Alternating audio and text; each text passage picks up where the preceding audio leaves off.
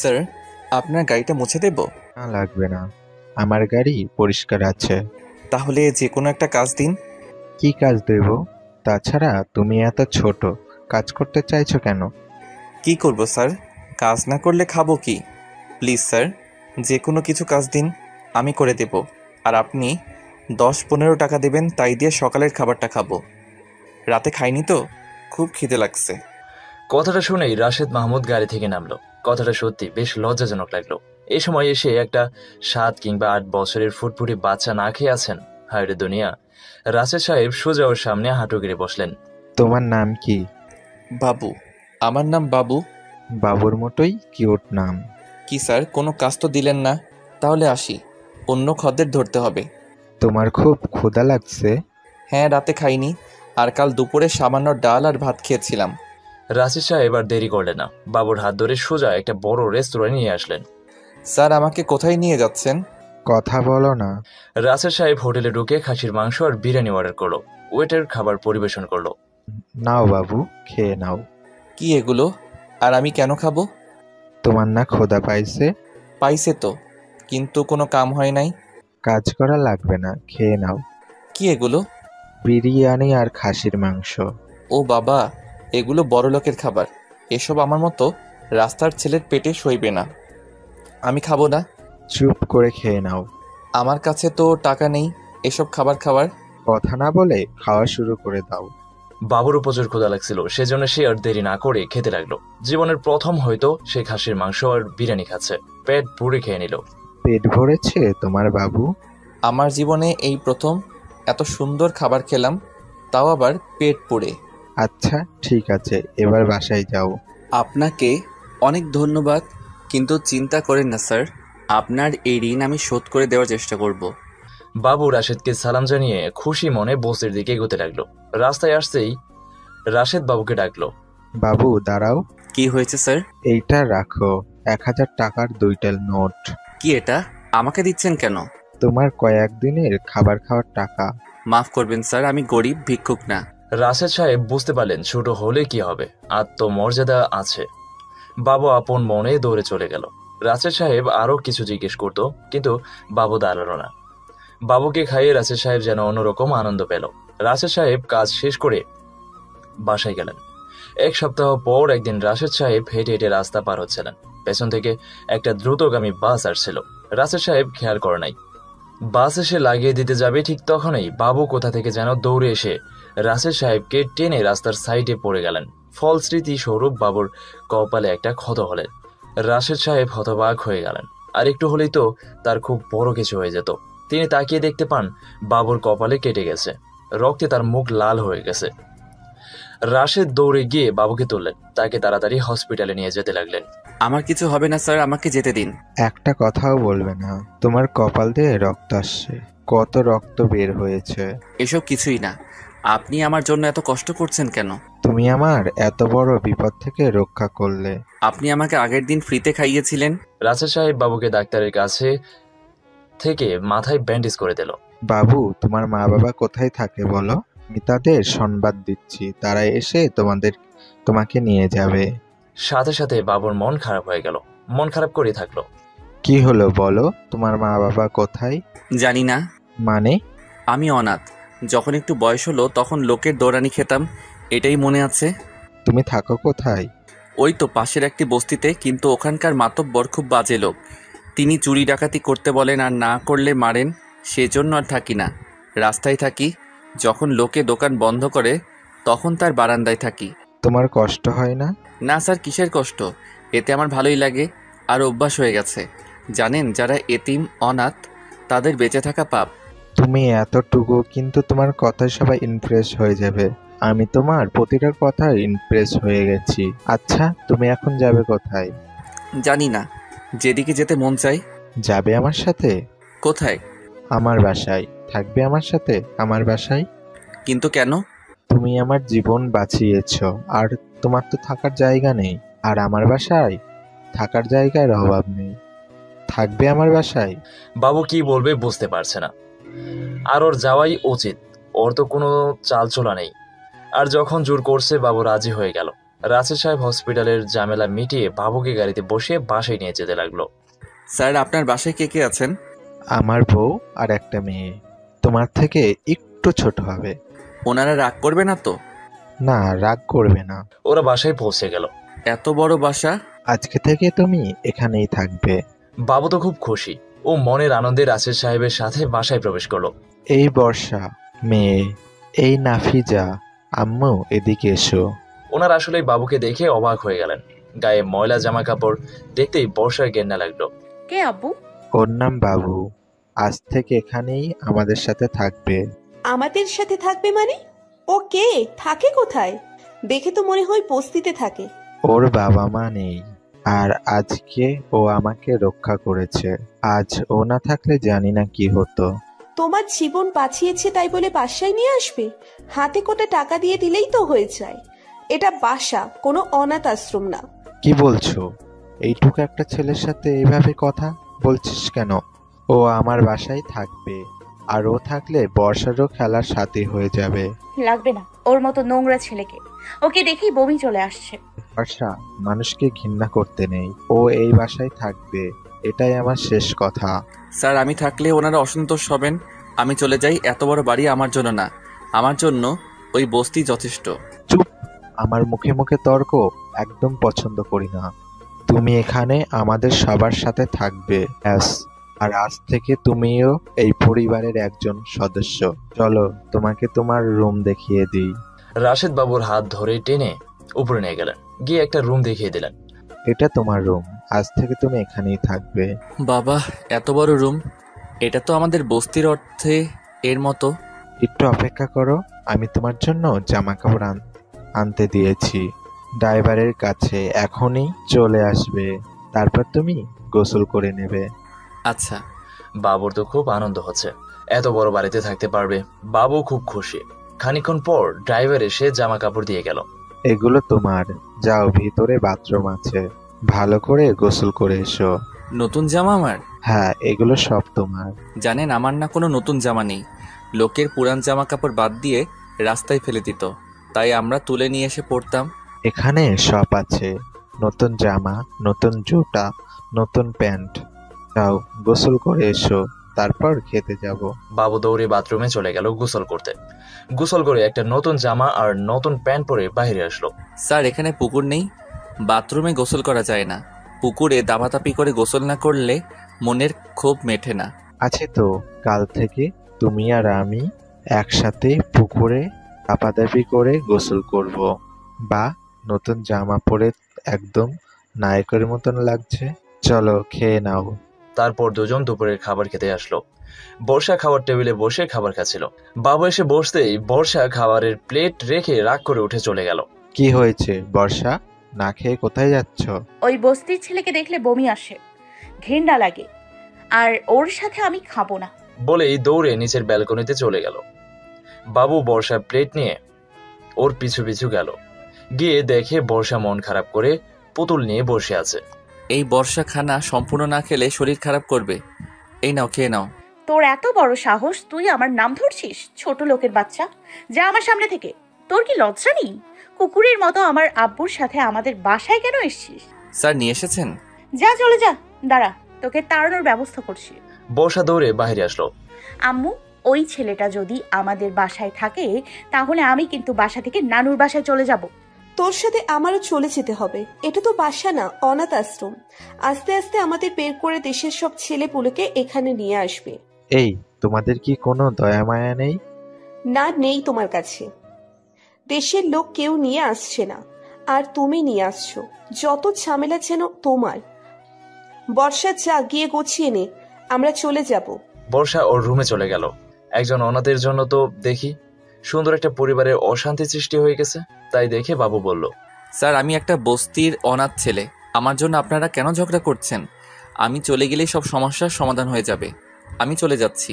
না বাবু, তুমি কোথাও যাবে না, আর কেউ কোথাও যাবে না। সবাই একসাথে থাকবো। আমি থাকবো না এখানে। ওই ছেলে থাকলে আমি বাসা থেকে চলেই যাব। আম্মু, মানুষকে ঘৃণা করতে নেই। আর বাবু এই বাসায় থাকলে তো তোমার ভালো, তোমার একজন খেলার সাথী হবে। ওকে দেখলেই ঘৃণা লাগে। আর খেলা? তুমি একটা বস্তির ছেলের জন্য বাড়িতে তোমার বউ আর মেয়ের সাথে খারাপ ব্যবহার করছো। আমি কারোর সাথে খারাপ ব্যবহার করতে চাই না। তোমরা তো ঝামেলা শুরু করেছো। বাবু এই বাসায় থাকবে, এতে তোমরা কোনো কথা বলতে পারবে না। আচ্ছা, তাহলে আর এক কাজ করো, পুরো বস্তি এখানে নিয়ে এসো, আমরা গিয়ে বস্তিতে থাকছি। তোমাকে ভালোবাসি, আর তুমি আমাকে এইসব কথা বলছো? এই ছেলেটা আমার জীবন বাঁচিয়েছে, তাই তাকে বাসায় নিয়ে এসেছি। কি, জীবন বাঁচিয়েছে বলে বাসায় এনে রাখতে হবে?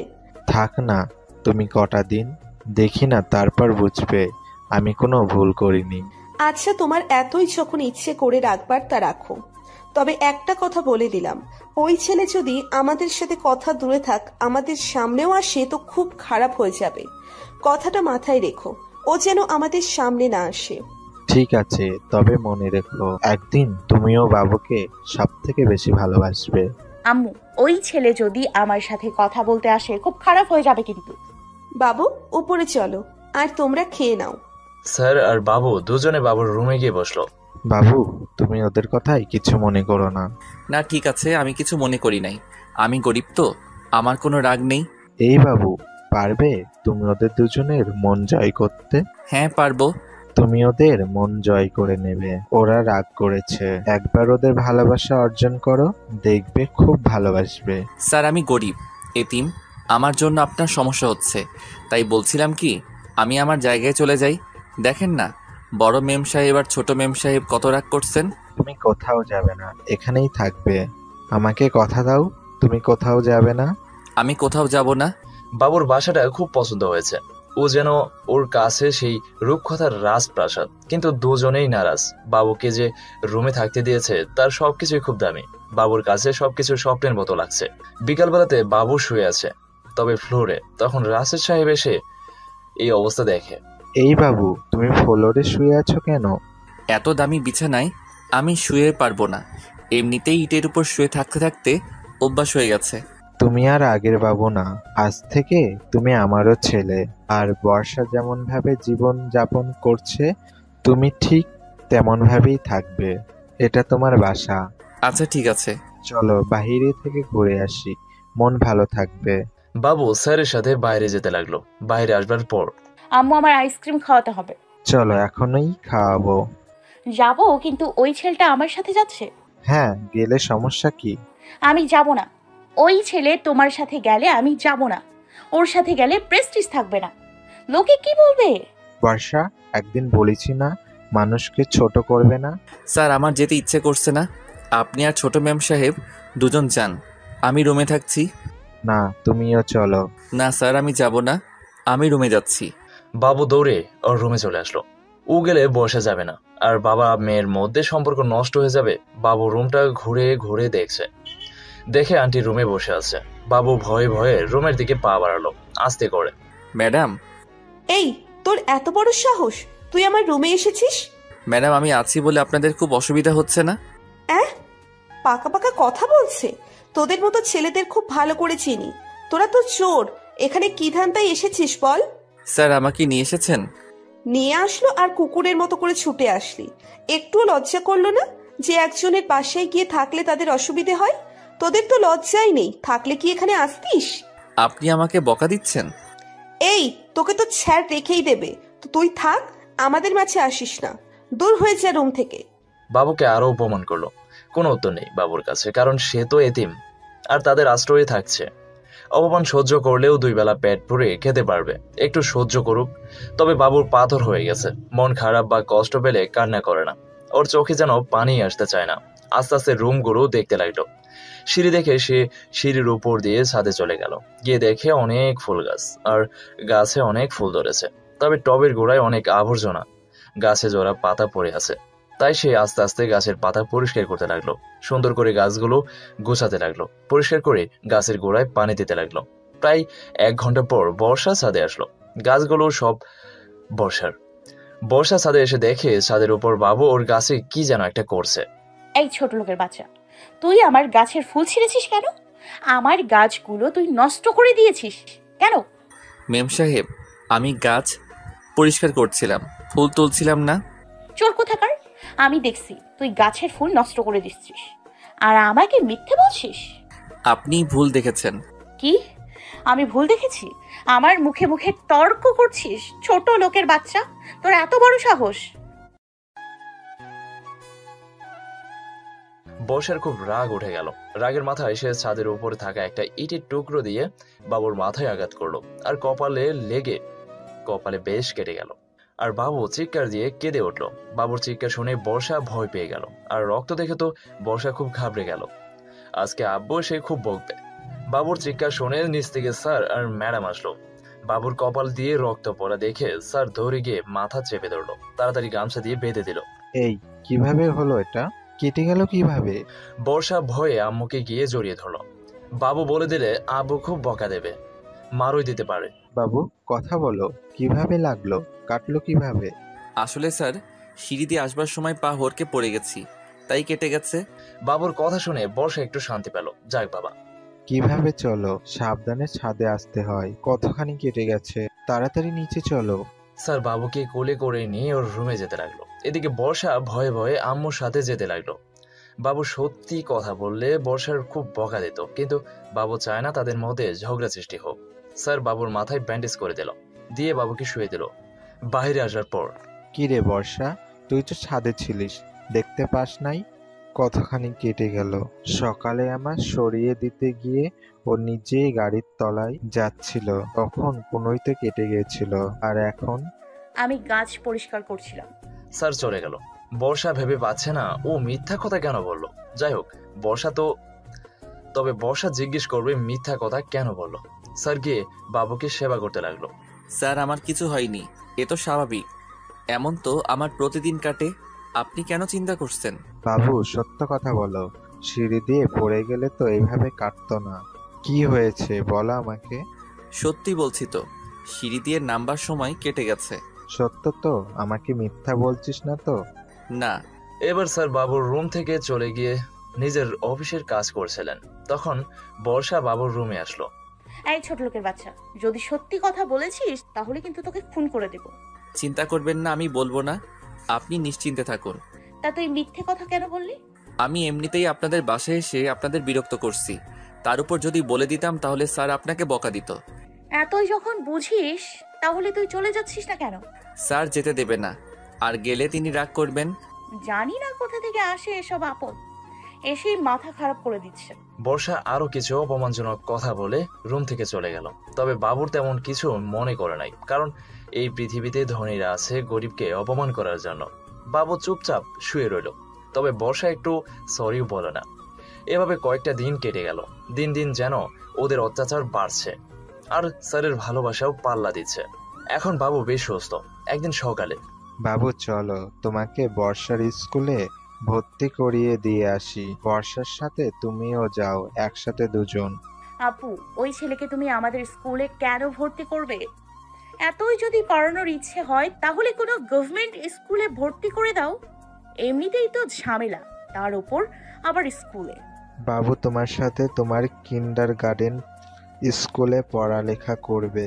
ওরে আমি একজন স্ট্রং শিক্ষিত মানুষ বানাবো। হ্যাঁ, তোমারই তো সরকার সেই দায়িত্ব দিচ্ছে। দেশের সব অনাথ শিশুদের নিয়ে স্কুল তৈরি করো। প্রয়োজন হলে তাই করব। বাবু গুছিয়ে নাও। বাবু গুছিয়ে নিল। তারপর তাকে স্কুলে ভর্তি করিয়ে বই খাতা ব্যাগ ইত্যাদি নিয়ে বাসায় আসলো। কালকে থেকে বাবু স্কুলে যেতে হবে। আর দুপুরে বর্ষায় ক্লাস করে বাসায় এসে দৌড়ে আম্মুকে গিয়ে জড়িয়ে ধরলো। তারপর আম্মু বর্ষাকে নিজ হাতে খাইয়ে দিতে লাগলো। বাবু দূর থেকে সেটা দেখে মন খারাপ হয়ে গেল। আর যদি বাবুর মা থাকতো। বাবু আজকে তার মায়ের শূন্যতা বুঝতে পারছে। বর্ষা কত সুন্দর করে মায়ের কাছ থেকে খাবার খাচ্ছে। আর যদি বাবুর আম্মু থাকতো তাহলে বাবু এভাবে আদর পেত। বাবু মন খারাপ করে বসে রইল। বর্ষাদের খাওয়া শেষ হয়ে গেলে বাবু গিয়ে খেয়ে নিল। বাবু যদি আন্টির ভালোবাসা পেত তাহলে আজকে তার থেকে সুখী আর কেউ হতো না, কিন্তু আন্টি তো খুব দুর্ব্যবহার করে। বাবুর মন খারাপ করে উঠে ওর রুমে চলে গেল। তার পরের দিন সকালে স্যার বাবুকে গুছিয়ে দিল স্কুলে যাওয়ার জন্য। আর বর্ষা তো গোছানো আছে। 8টার সময় বাস আসলো। বর্ষা, আজকে থেকে তুমি আর বাবু এক সিটে বসে স্কুলে যাবে, তাহলে দুষ্ট ছেলেরা তোমার টিফিন নিয়ে নিতে পারবে না। আমি হেঁটে যাব, তবু ওর সাথে স্কুলে যেতে পারবো না। এই আমি তোমাদের দুজনের সিট একই জায়গায় দিচ্ছি, যাও গিয়ে গাড়িতে বসো।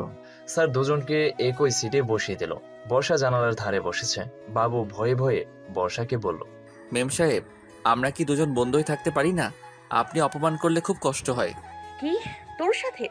তোরে তো আমাদের বাসার চাকরও করতে ইচ্ছে করে না। আর কি কষ্ট? আমি কি তোকে তোর ওই বস্তিতে গিয়ে অপমান করছি? দূর হয়ে যা আমাদের বাসা থেকে, তাহলে আর অপমান করব না। আমাদের বাসায় থাকতে হলে অপমান সহ্য করতে হবে। থাকতে পারিস থাক, না থাকতে পারলে জাহান্নামে যা। বাবু আর কোনো কথা বলল না। বাবুর খুব আনন্দ হচ্ছিল, জীবনে প্রথম স্কুলে যাচ্ছে। কিন্তু বর্ষার কথায় কথায় একটু মন খারাপ হয়ে গেল। কিন্তু সাথে সাথে মনটাকে স্বাভাবিক করে স্কুলে গেল। বাবুর মধ্যে একটা অন্যরকম ফিলিংস কাজ করছে। নতুন জায়গায়, কাউকে চেনে না। টিচার এসে বাবুকে একটা সিটে বসিয়ে দিল। ক্লাস শুরু হলো, কিন্তু বাবুর মাথায় কিছু আসছে না। কোনোদিন তো বইতে হাত দেওয়া দূরের কথা, বই ছুঁয়ে দেখেনি। এভাবে খানিকক্ষণ ক্লাস করার পর টিফিন দিল। সব ছেলে মেয়ে এক জায়গায় বসে আছে। বাবু আর বর্ষা, ওর মধ্যে থেকে একটা মেয়ে বলল, কি রে বর্ষা, কি হয়েছে ছেলেটা? তোর সাথে আসলো? তোদের কেউ হয় নাকি? হ্যাঁ, আমার আব্বু ওরে নিয়ে এসছে। কোথা থেকে বলতো? কোথা হতে? ও, ওই তো পাশের বস্তি থেকে। কি বলিস, বস্তির ছেলে? হ্যাঁ, একটা ভিখারি। কি ভাগ্য বস্তির ছেলে এত বড় স্কুলে পড়ছে। সত্যি বস্তির ছেলের কত ভাগ্য, তোদের বাসায় থাকছে। তোর আব্বু যে দয়ার সাগর, এদের তো টোকাইদের একদম প্রশ্রয় দিবি না, দিলে মাথায় এসে বসবে। আমি গরিব বলে আমাকে অপমান করছেন। তুই গরিব, তুই তোর ফকিরনি, আর তোর কি অপমান বোধ আছে? বাবু ওখান থেকে চলে গেল। ওখানে থাকলে আরো বেশি অপমান করত। ওর কোনো জবাব নেই, কারণ বাবু গরিব। এভাবে অপমান সহ্য করে বাসায় আসলো ছুটির পর। বাসায় এসেই বর্ষা, আম্মু, ওই ছেলেটা সবার সামনে আমাকে ছোট করেছে, আমাকে অপমান করেছে। ওর কথা শুনে বাবু তো আকাশ থেকে পড়ছে। বলে কি এই মেয়ে, সব উল্টো। কি বলেছে? সবার সামনে আমাকে নিয়ে যা তা বলেছে। এই, তোর এত বড় সাহস! তুই আমার মেয়েকে অপমান করছিস? যে থালায় খাচ্ছিস সেই ফুটো করছিস? এই বলে আন্টি বাবুর দিকে এগিয়ে গিয়ে গাল বরাবর ঠাস করে একটা থাপ্পড় দিল। বিশ্বাস করেন ম্যাডাম, আমি ওনারে কিছু বলি নাই। উনি সব মিথ্যা কথা বলছেন। হ্যাঁ, আমার মেয়ে মিথ্যে কথা বলছে আর তুই সত্যি কথা বলছিস। আজ তোকে তো এই বাড়ি থেকে বের করেই দিব। কাকে বের করে দেবো? স্যার দরজা দিয়ে আসতে আসতে বলল। তখন বাবু দৌড়ে গিয়ে স্যারকে জড়িয়ে ধরে বলল, স্যার বিশ্বাস করেন, আমি ছোট মেম সাহেবের সাথে ঝগড়া করি নাই। উনি আমাকে ফাঁসিয়ে দিচ্ছেন। কি হয়েছে বর্ষা? আব্বু, তোমার ওই পালিত ছেলে আমার সবার সামনে অপমান করেছে, যা নয় তাই বলেছে। কি বলেছে আমাকে একটু বলো। ও বলেছে। ভুল হয়ে গেছে মেম সাহেব। দাঁড়াও বাবু। বর্ষা, মিথ্যে কথা বলতে হয় না। আজ আমি বলে দিলাম তুমি ওর সাথে খারাপ ব্যবহার করছো, কিন্তু এমন একটা দিন হয়তো আসবে লজ্জায় ওর সামনে আসতে পারবে না। তাই বলছি ঝগড়া করো না। স্যার মেম সাহেবকে বকা দিয়েন না। আমি ওনাকে অপমান করেছিলাম, ওনার সাথে ঝগড়া করেছিলাম। আমাকে ক্ষমা করে দিন। বাবু তুমি যাও, তোমার রুমে গিয়ে একটু বিশ্রাম নাও। বাবু দৌড়ে চলে আসলো। সন্ধ্যাবেলায় দেখে বর্ষা আর ওর আম্মু পড়তেছে। বাবু ওর পড়া বুঝতে পারছে না, তাই বই নিয়ে আস্তে আস্তে ড্রয়িং রুমে এসে দাঁড়িয়ে আছে। ম্যাডাম, আমি না কিছু বুঝতে পারছি না, আমাকে একটু বুঝিয়ে দেবেন? ওরে বাবা, তুমি লেখাপড়া করে ডাক্তার ইঞ্জিনিয়ার হবে বুঝি? ম্যাডাম বুঝিয়ে দেবেন না? আচ্ছা, আমি এখানে বসবো, আপনি মেম সাহেবকে পড়াবেন, তাই শুনে আমি পড়বানি। তুই আমাদের থেকে দূরে চলে যা। আচ্ছা, তাহলে আমি ওই ফ্লোরে বসবো। ওখান থেকে শোনা গেলে তাই শুনে শুনে পড়বো। জাহান্নামে যা, তাতে আমার কি? আমার সামনে থেকে যা। বাবু মন খারাপ করে দূরে গিয়ে বসলো। আন্টি বর্ষাকে পড়াচ্ছে, আর বাবু তাই শুনে পড়া বোঝার চেষ্টা করছে। আসলে বাবু বেশ মেধাবী, একবার শুনলেই তো ধরে রাখতে পারে। বাবু এভাবে দূর থেকেই পড়াশোনা করে। আজও রাতের বেলায় বর্ষাকে খাইয়ে দিতে লাগলো আন্টি। সেটা দেখে বাবুর বুকে শূন্যতা জেগে উঠল। বাবু দূরে বসে বসে দেখছে, আর পাথর গলে টপটপ করে পানি পড়তে লাগলো। বাবু ওর চোখের পানি আটকে রাখতে পারলো না। সে দৌড়ে ওর রুমে যেতে লাগলো। তখনই আন্টি সেটা খেয়াল করলো। আন্টি ভাবছে ওর আবার কি হলো, এখন তো বকা দিল না। যাই হোক, বর্ষাকে খাইয়ে দিয়ে ওকে ওর রুমে শুয়ে দিল। কি মনে করে বাবুর রুমের দিকে গেল। গিয়ে দেখে বাবু বালিশ আঁকড়ে ধরে কান্না করছে, খুব ফুপিয়ে ফুপিয়ে কান্না করছে। আন্টি ভেবে পাচ্ছে না, এত অপমান করলেও যে মন খারাপ করে না, কান্না করে না, সে কি জন্য এত ফুপিয়ে ফুপিয়ে কান্না করে। সে শব্দ বাহির করতে চাইছে না। আন্টি রুমে গিয়ে জিজ্ঞেস করলো, এই ছেলে কি জন্য কাঁদছিস? তোর এই ন্যাকামি কান্নার কারণ কি? বাবু পেছন ফিরে দেখে আন্টি চোখের পানি মুছে। জানি না, এমনি কান্না পাচ্ছে। তোদের আবার এমনি এমনি কান্না পায়? ম্যাডাম, আমি একটা কথা জিজ্ঞেস করব, মারবেন না তো? কি কথা বল। ম্যাডাম, সব আম্মুরা তাদের ছেলে মেয়েকে কি এভাবে যত্ন করে, এভাবে আদর করে খাইয়ে দেয়, যেভাবে আপনি মেম সাহেবকে দিতেন? হ্যাঁ, কেন? তাহলে যদি আমার আম্মু থাকতো, তিনিও আমাকে খাইয়ে দিতেন, আমাকেও খুব যত্ন করতেন, পড়িয়ে দিতেন, যেমন করে আপনি মেম সাহেবকে পড়িয়ে দেন, দিতেন না ম্যাডাম? প্লিজ বলুন। কথাটা শুনে আন্টি বাকরুদ্ধ হয়ে গেল। ম্যাডাম, সবার আম্মু আছে, আমার কেন নেই? আমারও আদর পেতে ইচ্ছে করে, আম্মুর কাছ থেকে খাইয়ে নিতে ইচ্ছে করে। কি বলবে বুঝতে পারছে না। তিনি আস্তে আস্তে বাবুর দিকে এগিয়ে গেলেন। আন্টি গিয়ে তার দিকে এগিয়ে যেতে দেখে বাবু ভয় পেয়ে পিছিয়ে গেল। ম্যাডাম, ভুল করে ফেলেছি, প্লিজ আমাকে মারবেন না, আর কখনো বলবো না। ম্যাডাম গিয়ে বাবুর পাশে বসলো। তুই আম্মুর আদর পাস নাই? না, যখন জ্ঞান হয়েছে তখন থেকে লোকের অপমান গালাগালি সহ্য করেছি। জানেন, আমি দেখতাম অনেক আম্মুরা তাদের ছেলে মেয়েকে নিয়ে খুব সুন্দর করে রাস্তা দিয়ে হেঁটে যায়। তখন সেই ছেলে মেয়েরা কান্না করলে তখন আম্মুরা তাদের কোলে নিয়ে যায়। আমারে সারাদিন মারলে কান্না পায় না, কিন্তু ওই দৃশ্য দেখলে খুব কান্না পায়। ম্যাডাম, আমি অনাথ আর গরিব বলে আল্লাহ আমার আম্মু দেয় নাই, তাই না? আমার আম্মু থাকলে তিনিও খাইয়ে দিতেন। বাবু বাবু অবাক হয়ে ওনার দিকে তাকালো। তিনি মান ধরে রেখেছেন। আন্টি উঠে সোজা বাবুর রুমে চলে গেল। বাবু আবার শুয়ে পড়ল, কান্না করতে লাগলো। আসলেই বাবুর জন্ম থেকে তার উপর সবকিছু ঠিকঠাক যাচ্ছে না। আন্টি জানেন বাবু রাতে খায়নি, সেজন্য তিনি বাবুর জন্য খাবার নিয়ে ওর রুমে চলে গেলেন। গিয়ে দেখে বাবু আবারও ওর রুমে বালিশ কামড়ে ধরে কান্না করছে। বাবু খেয়ে নাও। আন্টির কথায় বাবু উঠে বসে আন্টির দিকে তাকালো। চোখের পানি বেয়ে গাল বেয়ে পড়ছে। আন্টি এক হাত দিয়ে ওর চোখের পানি মুছে দিল। নাও, হাঁ করো। ম্যাডাম, কিন্তু কথাটা শেষ করতে দিল না। চুপ, আজ থেকে কোনো ম্যাডাম না, আজ থেকে আমি তোমার আম্মু। কি ডাকবে না? বাবু কি বলবে বুঝতে পারছে না, আর চোখের পানি একবার বাদ ছেড়ে দিয়েছে। কি হলো, আমাকে আম্মু ডাকবে না? আপনি বকা দেবেন না তো? আন্টি আর দেরি না করে বাবুকে বুকের মধ্যে আগলে নিলেন। না রে সোনা, তোকে আর বকা দেব না। তুই আজ থেকে আমাকে আম্মু ডাকিস। তুই আমার ছেলে হিসেবে এই পাশেই থাকবি। বাবুর কাছে সবকিছু স্বপ্নের মতো লাগছে। ভাবতেই পারবে না আন্টি ওরে আম্মু ডাকতে বলছে। এবার আন্টি একটু ধমক দিল। কি হলো, ডাকছিস না কেন আম্মু? আম্মু, আমি তোর মা আজ থেকে।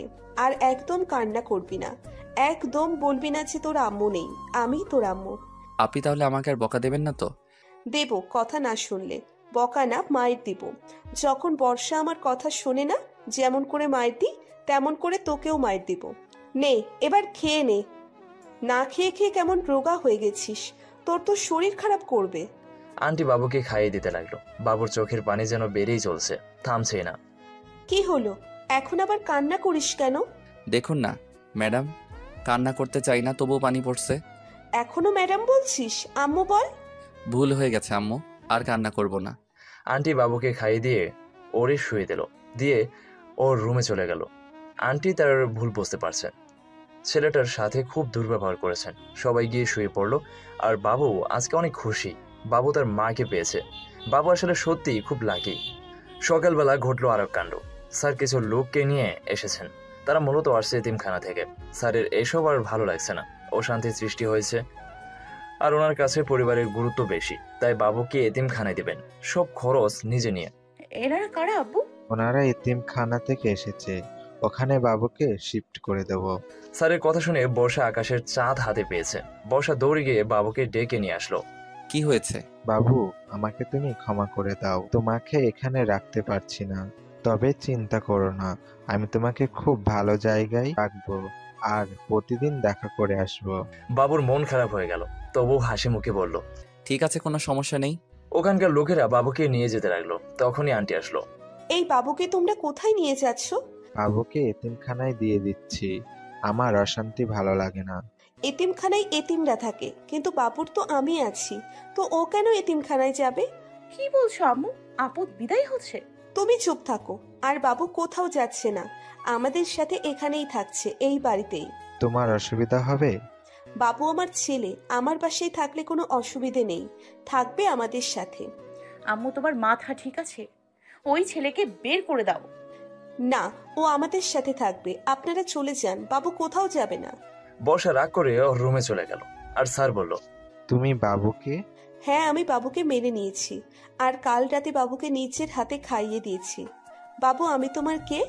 আম্মু, এই বলে বাবু দৌড়ে গিয়ে জড়িয়ে ধরলো। আর বর্ষা সেটা দেখে খুব রেগে গেল।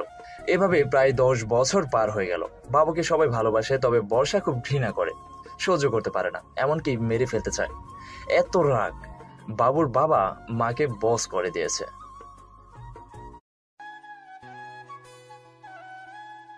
বাবু এখন আন্টি আর স্যারের অনেক প্রিয় পাত্র। তারা দুজন খুব ভালোবাসে বাবুকে, কিন্তু বর্ষা বাবুর জীবনে কাল হয়ে দাঁড়িয়েছে। সারাদিন বাবুকে অপমান করে মুখে যা আসে তাই বলে, আর বাবু নীরবে তা সহ্য করে। আজকে কলেজে গিয়ে দেখে বাবু ওর বন্ধুদের সাথে বসে আছে। সেখানে বর্ষা গিয়ে, ফকিন্নি, লাট সাহেবের মতো তো বসে আছিস। তো আমি বলেছিলাম আমার নতুন জুতো আনতে, এনেছিস তো বাসায়? মেম সাহেব, এসব কথা এখানে না বললে কি নয়? কেন, তোর প্রেস্টিজে লাগে? মেম সাহেব, আপনি এসব কথা বাসায় গিয়ে বলেন। না, আমার যেখানে মন চাইবে সেখানেই বলবো। আমি তোর বাসায় থাকি না, তুই আমাদের বাসায় পড়ে আছিস। শুধু তাই না, আমার বাবা আর মাকে তুই বশ করে রেখেছিস। মেম সাহেব, আপনি শুধরাবেন কবে? কুত্তা, তুই আমাকে কথা শোনাচ্ছিস? আমি তোকে... এই বলেই সবার সামনে সাব্বিরের গালে থাপ্পড় মেরে দিল দুইটা, মেরে চলে গেল। দোস্ত, তোরে কতবার বলছি তুই আমার বাসায় এসে থাক, কেন ওই বাসায় পড়ে আছিস? তুই শুধু একবার বল, দেখ ওই মেয়ের কি অবস্থা করি। মোটেও না, ওর কোনো ক্ষতি করিস না। এত অপমান করে তাও কিসের জন্য পড়ে আছিস? আমি কে ছিলাম সেটা ভুলে গেলে চলবে না। জানিস, ঠিকভাবে খেতে পেতাম না। সকালে খাবার জুটলে সারাদিন জুটতো না। আর না ছিল থাকবার জায়গা, না ছিল পড়বার বস্তু। কিন্তু স্যার আমাকে রাস্তা থেকে তুলে এনে নতুন করে বাঁচতে শিখিয়েছেন। জানিস, আমার আম্মুর আছে কি জানি না, তবে আম্মু পেয়েছি। তারা সবাই আমাকে এত ভালোবাসে। শুধু বর্ষা একটু খারাপ ব্যবহার করে, কিন্তু আমি ওদের নুন খেয়ে বড় হয়েছি। এখন আর বেইমানি করতে হয় নাকি? আর বর্ষার কথায় আমি কিছু মনে করি না। দেখবি বর্ষা একদিন বুঝবে, কিন্তু সেদিন কোনো পথ থাকবে না। থাক, বাদ দে, চল বাসায় যাই। চল। বাবু বাসায় চলে আসলো। আসার পর, আম্মু আম্মু কই গেলে? এই তো, আয় ফ্রেশ হয়ে আসো, খেতে দিয়েছি। বাবু গিয়ে ফ্রেশ হয়ে আসলো। ক্ষুধা লাগছিল তাই খাবার নিয়ে বসে আছে। একটু পরেই বর্ষা আসলো। এসেই, লাট সাহেবের বাচ্চা, দূর হয়ে যা, আমার ক্ষুধা লাগছে। বর্ষা, দিন দিন মুখের ভাষা কি হচ্ছে? আমি ভাবতেও পারিনি তোমার এত অধঃপতন হবে। হ্যাঁ, এখন তো আমি খারাপ। ঠিক আছে, আমি চলে যাই। আমি তো এই বাড়ির কেউ না, ওই তোমাদের ছেলে। থাকো ওরে নিয়ে। মেম সাহেব, আপনি মাথা গরম করবেন না। নিন, বসে খেয়ে নিন, আমি সরে যাচ্ছি। বাবু, কোথাও যেও না, তুমি এখানেই থাকো। দেখি ওর সুতা কতদূর গিয়েছে। না আম্মু, আমি রুমে গিয়ে খাচ্ছি। মেম সাহেব, আপনি খেয়ে নিন। বাবু জোর করে উঠে ওর রুমে চলে গেল।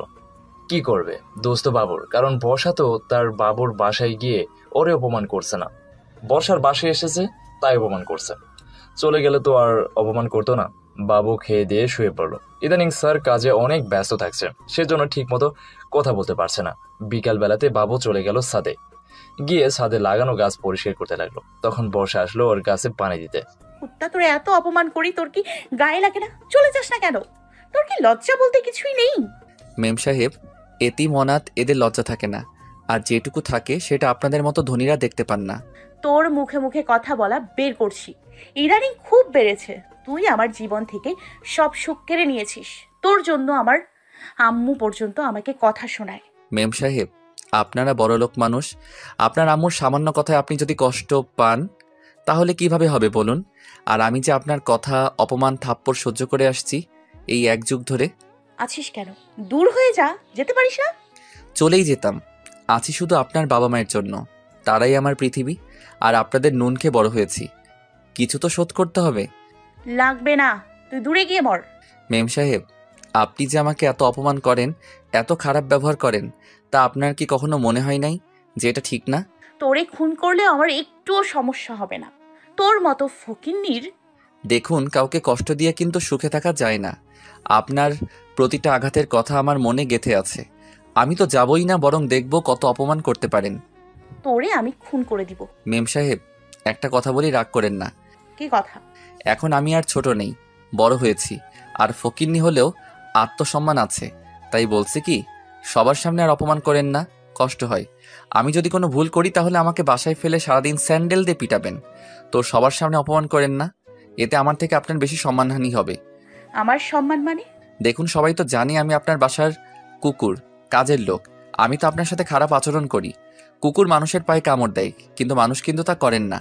সবার সামনে আপনি আমাকে মারলে সবাই আপনাকে খারাপ ভাববে, সেজন্য আর সবার সামনে অপমান করবেন না প্লিজ, দোহাই লাগে আপনার।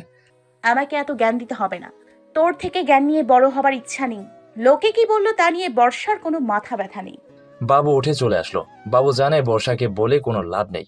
বাবু বিকেলবেলায় রাস্তা দিয়ে হেঁটে হেঁটে বাইরে যাচ্ছে, তখন বর্ষা তার বান্ধবীদের সাথে বেড়াতে বের হয়েছে। বাবুর এলাকার অনেক ছেলে বাবুর সাথে বন্ধুত্ব করতে চাইলেও বাবু শুধু শাওনকে নিয়ে খুব ভালো বন্ধু ভাবে। বাবু শাওনের জন্য অপেক্ষা করতে লাগলো। খানিকক্ষণ বাদে শাওন আসলে দুজন মিলে ঘুরতে বের হলো। বন্ধু, তোর খুব কষ্ট হয় তাই না? বর্ষা অনেক খারাপ ব্যবহার করে। আরে না, বর্ষা খারাপ ব্যবহার করে তাতে কি? ওর বাসায় সবাই তো আছেন, তারা আমাকে তার ছেলের মতো দেখেন, খুব ভালোবাসেন। তাদের ভালোবাসার কাছে বর্ষার খারাপ ব্যবহার হার মেনে যায়। চল গিয়ে ফুচকা খেয়ে আসি। না থাক। না চল। শাওন বাবুকে জোর করে নিয়ে গেল ফুচকা খাওয়াতে। খানিকক্ষণ বাদে বর্ষা আসলো ওর বন্ধুদের সাথে। একদম কথা বলবি না, চুপ করে থাক। আজ যে কিছু বললে আমি সহ্য করব না। না, ওরে যেন কিছু বলিস না। দেখা যাবে। প্লিজ শাওন, ওরে কিছু বলিস না যেন। এভাবে খানিকক্ষণ বাদে ফুচকা খেতে খেতে বর্ষা বাবুর দিকে এগিয়ে আসলো। মেম সাহেব কিছু বলবেন? আমরা ফুচকা খাবো, এখান থেকে চলে যা। এই মেয়ে, এটা কি তোমার বাবার জায়গা যে চলে যাব? প্লিজ শাওন চুপ কর, চল এখান থেকে, আমরা চলে যাচ্ছি। না, কোথাও যাচ্ছি না। এতই যদি সমস্যা হয় আপনি চলে যান। নিজে পারিস না বলে কি বন্ধুকে দিয়ে কথা বলাচ্ছিস? প্লিজ শাওন চুপ কর, চল এখান থেকে। মেম সাহেব আমরা চলে যাচ্ছি। এই, তুই কেন ভয় পাস ওই মেয়েকে? ও একটা মেয়ে আর তুই একটা ছেলে। তুই ওকে ভয় পাবি না, ও তোকে ভয় পাবে। তোর পায়ে পড়ি, চুপ কর। মেম সাহেব আপনি কিছু মনে করবেন না। তোর ব্যবস্থা আমি করছি, বাসায় আয়। বর্ষা রাগ করে চলে গেল। আজকে কপালে খারাপ আছে। তোরে বললাম কথা বলিস না, তবু কি করলি? আর কতদিন চুপ করে থাকবি? ওর কথায় জবাব দে, দেখবি ও আর তোর উপর অত্যাচার করবে না। না রে, ওরে বকা দিতে হবে না। আম্মু একটা বকা দিলেই কান্না করে, খাওয়া দাওয়া বন্ধ করে দেয়। বর্ষা অনেক আদরের মেয়ে। ঠিক আছে, শোন ওর বকুনি, যেমন খুশি। ওই জোরে রাগিয়ে দিলি, জানি না বাসায় গিয়ে কি তোলপাড় করে। ও যা বলবে তার জবাব দিবি, দেখবি আর কোনো কথাই বলবে না। যা বাসায় যা, আমিও বাসায় যাচ্ছি। বাবু শাওনকে বিদায় জানিয়ে বাসায় আসলো। বাসায় আসবার সাথে সাথে, কুত্তার বাচ্চা, তুই তোর বন্ধুকে দিয়ে আমাকে অপমান করাস। আজ তোর একদিন কি আমার একদিন। মেম সাহেব, আপনি শাওনের কথায় কিছু মনে করেন না, আমি ওরে কিছু বলিনি। তবুও ওর হয়ে আমি আপনার কাছে ক্ষমা চাইছি। আচ্ছা, তোর মাথায় এটুকু যায় না যে তুই থাকলে আমি বিরক্ত বোধ করি? তবু কিসের জন্য পড়ে আছিস? ভালোবাসা, আম্মু আর স্যারের ভালোবাসা আমাকে যেতে দিচ্ছে না। দূর হয়ে যা। এত লোক মরে, তুই মরতে পারিস না? দোয়া করুন যাতে তাড়াতাড়ি মরে যাই। যা গিয়ে গাড়ির তলায় মাথা দে। জানেন, একটা কুকুর কেউ মানুষ এত অবহেলা করে না যতটা আপনি করেন। মেম সাহেব, আমি মানুষ, পাথর না, আমার কষ্ট হয়। কষ্ট হয়তো আছিস কেন? চল যা। বললাম না, একটা নিষিদ্ধ মায়া আমাকে ধরে রেখেছে, তা না হলে কবেই চলে যেতাম। জানেন, এতিমদের সাথে ভালো ব্যবহার করতে হয়। আপনি কি বুঝবেন এতিমের কষ্ট? আপনার তো সব আছে। কি রে, কি কথা হচ্ছে? আম্মু তেমন কিছু না, ওই কলেজের ব্যাপারে কথা বলছিলাম। বাবু গুছিয়ে নাও, আমরা রাজশাহী যাব, আমার বাবার বাড়ি। আম্মু আপনাকে একবার তো বলেছি, কোথাও যেতে ইচ্ছে করে না, আমি বাসায় থাকবো। প্লিজ, দোহাই লাগে আপনার, আমাকে নিয়ে যেতেন না, আপনারা যান। ঠিক আছে বর্ষা, তুই গুছিয়ে নে, কাল ভোর 4টার ট্রেন। আমি যাব, তাও তোমার ওই বাবার বাড়ি? স্নান করার জন্য একটা ভালো বাথরুম নেই, আর রাতের বেলায় সবাই একসাথে ঘুমাবে। আর ওই বুড়ি তো আছে, আমাকে দেখলে বলবে, এ বর্ষা তোর চুল এমন কেন, সামনের দিকে এমন করে রং করা কেন, পায়জামা এত ঢিলা কেন, হাতের নখ বড় কেন, আয় মাথায় তেল দিয়ে দিই। এইসব আদিক্ষেতা দেখলে মেজাজ গরম হয়ে যায়। আমি যাবই না। বাবুর সাথে থাকতে পারবি? বাসায় বাবু আর তুই কোনো ঝগড়া করবি না তো? ওই ছেলেকে এই কয়েকদিন বাসায় আসতে নিষেধ করে দাও, তাহলেই হবে। হ্যাঁ, বাড়ির বাইরে থাকবে, বাবু বাসায় থাকবে। সে দেখা যাবে। বর্ষা, তুই এমন কেন? ছেলেটার সাথে একটু ভালো ব্যবহার তো করতে পারিস। একটা দিন ভালো ব্যবহার করে দেখিস। আরে আন্টি, মেম সাহেব তো অনেক ভালো ব্যবহার করে, শুধু আপনাদের সামনে আপনাদের দেখানোর জন্য এমন করে নাটক করেন। থাক, আমি জানি। আসো, খেয়ে নাও। আমি পরে খাবো, আপনারা খেয়ে নিন। বাবু জানেন বর্ষা খাবে না, যদিও খায় সেজন্য পরে খাবে। ওরা সবাই খেয়ে নিল। বাবু গিয়ে রুমে শুয়ে পড়লো। খানিকক্ষণ বাদে আন্টি খাবার নিয়ে বাবুর রুমে গেল। বাবু, বর্ষা তোকে খুব কষ্ট দেয়, তাই না? না আম্মু, বর্ষা অনেক ভালো একটা মেয়ে, ওর ওসবগুলো বেশ ভালোই লাগে। হ্যাঁ, নে, খেয়ে নে। আচ্ছা আম্মু, আমি যদি চলে যাই তাহলে কি আপনি কষ্ট পাবেন? ওই ওই কথা আর একবারও বলে দেখ, আমি আর তোর সাথে কথাই বলবো না। আমাকে ছেড়ে তুই কোথায় যাস না। কোথাও যাব না। নে, ঘুমিয়ে পড়, কাল ভোরে যেতে হবে। আর বর্ষা যদি কিছু বলে তাহলে রাগ করিস না। আরে আমি রাগ করি না। আন্টি বাবুকে খাইয়ে দিয়ে চলে গেল। বাবু ঘুমিয়ে পড়ল। ওর বাবুর ঘুম ভেঙে গেল। ভোরবেলায় তাড়াতাড়ি ঘুম থেকে উঠে তারপর আন্টি আর স্যারকে স্টেশনে নিয়ে গেল। বর্ষাও সাথে গেল। তারপর তাদের বিয়ের জানানো হলো। এবার তুই কিসে যাবি? চিন্তা করেন না, আমি এদিকে থাকবো, আপনি বাসায় চলে যান। এই বলে বাবু হাঁটতে হাঁটতে ভিড়ের মধ্যে মিশে গেল। আর বর্ষা বাসায় চলে আসলো। সারাদিন পার হয়ে গেল। সন্ধ্যায় একটু আগে বাবু আস্তে আস্তে বাসায় গেল। বাসায় গিয়ে দেখে রিয়া, বর্ষার বান্ধবী, বাসায় এসে বর্ষার সাথে গল্প করছে। দেখ, নবাবজাদা বাসায় আসছে, এবার আমার মাথা খাবে। সারা দিন কত শান্তিতে ছিলাম, ভাবছিলাম আল্লাহ বাঁচাইছে, কিন্তু না। আবার শনি এসে হাজির হয়েছে। বাবু কোনো জবাব না দিয়ে চুপচাপ ওর রুমে চলে গেল। সারাদিন শুধু পার্কের মধ্যেই বসে কাটিয়ে দিয়েছে, ঠিকমতো খাওয়াই হয় নাই। রুমে গিয়ে একটু বিশ্রাম নিতে শুয়ে পড়লেন। বর্ষা, এই ছেলে আর তুই এক বাসায়? বাসায় আর কেউ নেই? কি আর করবো বল? যদি কিছু করে, যদি তোর উপর জোর করে? হাসতেছিস কেন? ওরে আমি চিনি, ও এমন না। আমার সামনে মাথা নিচু করে থাকে, আমার মুখের উপর কথা বলে না।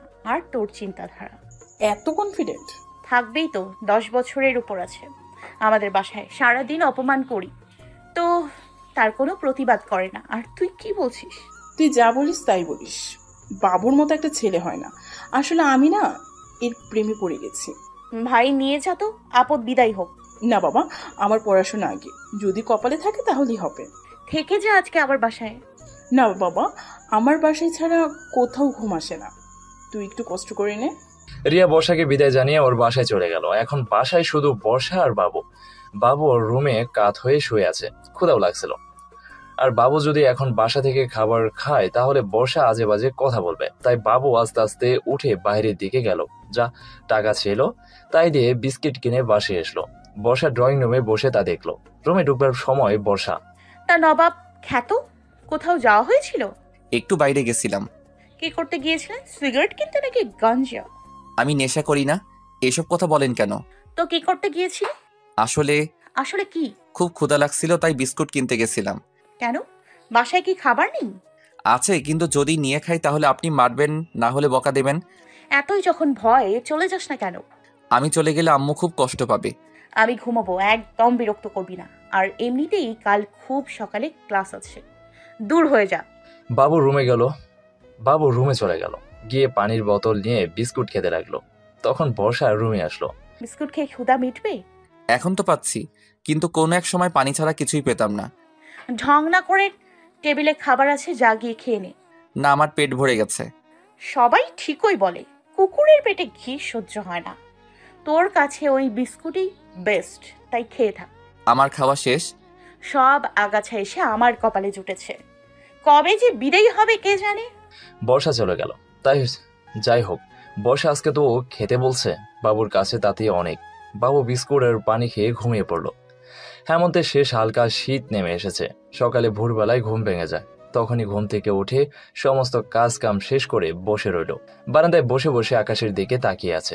খানিকক্ষণ পর বর্ষারও ঘুম ভেঙে যায়। বাবু তখন চুপচাপ বসে আছে। বর্ষা উঠে ফ্রেশ হয়ে বসে আছে।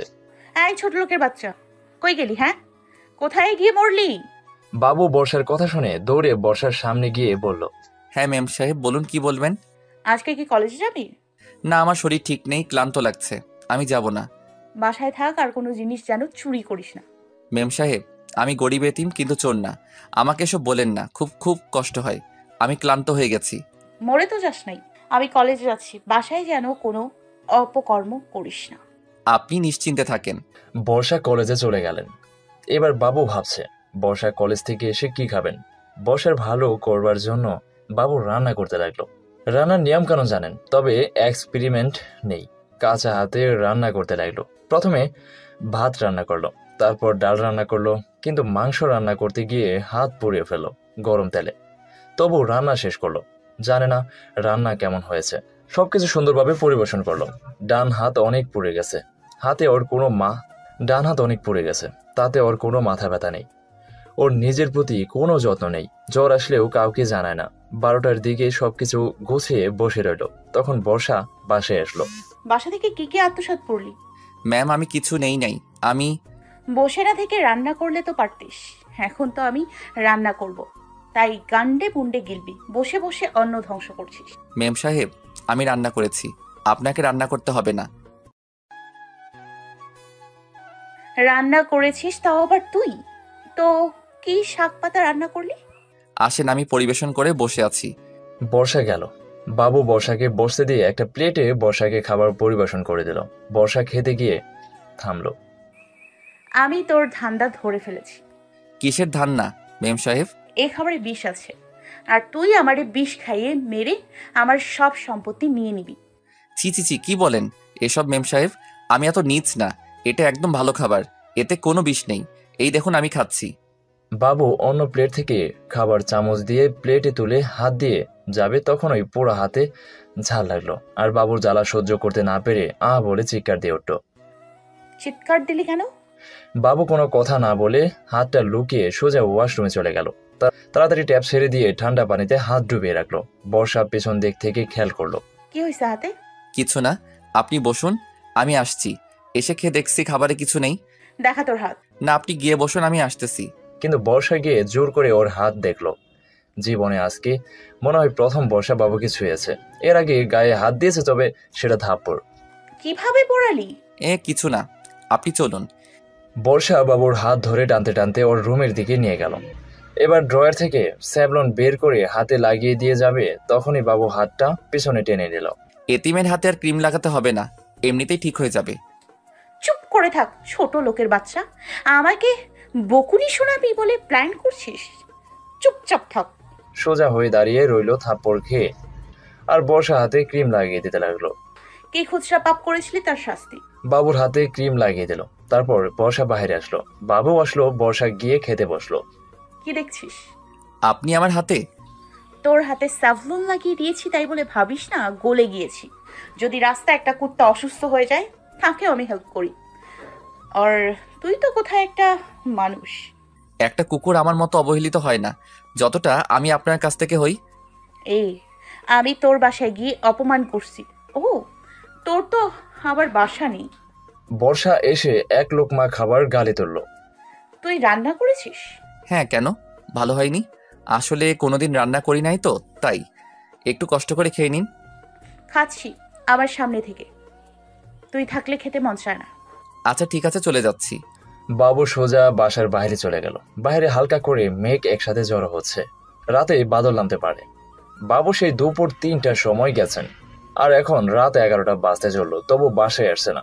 তখন বাইরে মুষলধারে বৃষ্টি হচ্ছে, সাথে শীতও লাগছে। বাসার দরজা খোলা আছে। বর্ষা একটা চাদর গায়ে দিয়ে ড্রয়িং রুমে বসে আছে। রাত 11টা 20-এর দিকে বাবু আস্তে আস্তে রুমের দিকে আসলো। ভিজে চাপড় চোপড় হয়ে গেছে, শীতে কাঁপছে।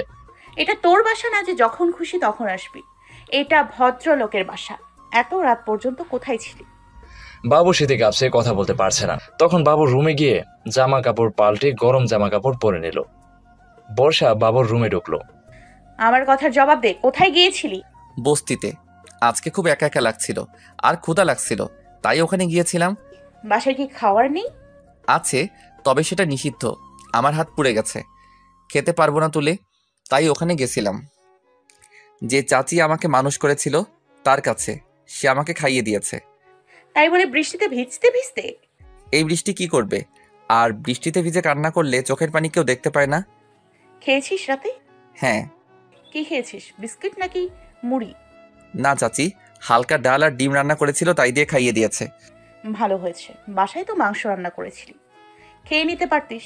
কুকুরের পেটে ঘি সহ্য হয় না, ওই ডাল আর ডিমই যথেষ্ট। হ্যাঁ তাই, আমি ভাবছিলাম আপদ বিদায়ী হয়েছে, কিন্তু না, এসে জড়ো হয়েছে। বাবু কোনো কথা না বলে ঘুমিয়ে পড়ল। ক্লান্ত শরীর। সকালবেলা ঘুম থেকে উঠে দেখে বাইরে রোদ উঠে গেছে, আর ঘড়ির দিকে তাকিয়ে দেখে 9টা বেজে গেছে। এক লাফে উঠে বসলো। তাড়াতাড়ি ফ্রেশ হয়ে বাইরে এসে দেখে বর্ষা মন খারাপ করে চেয়ারে বসে আছে। কি হয়েছে বর্ষার? মেম সাহেব কি হয়েছে আপনার? দেখ, ভালো লাগছে না, যা আমার সামনে থেকে। কি হয়েছে, শরীর খারাপ নাকি? ম্যাম কি জন্য মন খারাপ আমাকে বলুন। যাবি আমার সামনে থেকে? আমি কি আপনাকে কোনোভাবে হার্ট করেছি? বলুন আমাকে, মন খারাপ করে থাকবেন না। আমার এমনিই মন খারাপ, যা আমার সামনে থেকে, না হলে থাপ্পড় খাবি। আপনি আমাকে যত ইচ্ছে তত থাপ্পড় দেন, কিন্তু মন খারাপ করে থাকেন না। আমাকে বলুন, আমি আপনার মনটা ভালো করে দেব। যাবি এখান থেকে? একটা জোকস বলি, দেখবেন মনটা ভালো হয়ে যাবে। দেখ, আম্মুকে ছাড়া কখনো থাকি নাই, আম্মুর জন্য মন কাঁদে। একটা কথা বলবো? কি কথা? চলেন আপনার নানার বাড়ি, আম্মুকে দেখতে পাবেন, সাথে মনও ভালো হয়ে যাবে।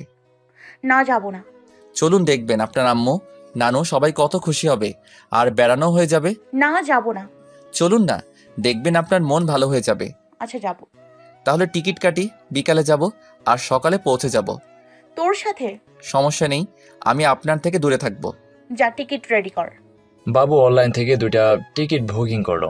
বর্ষা সবকিছু গুছিয়ে নিল। সারাদিন বাবু বাইরে থাকলো। দুপুরবেলায় বাসায় আসলো। তুই কই থাকছিস সারাদিন? আমার মন খারাপ ছিল, তাই একটু বাইরে গেছিলাম। আপনি গুছিয়ে নিন। ওয়েট কর। বর্ষা 10 মিনিট বাদে গুছিয়ে নিল। চলুন। তুই এই গেঞ্জি পরে যাবি নাকি?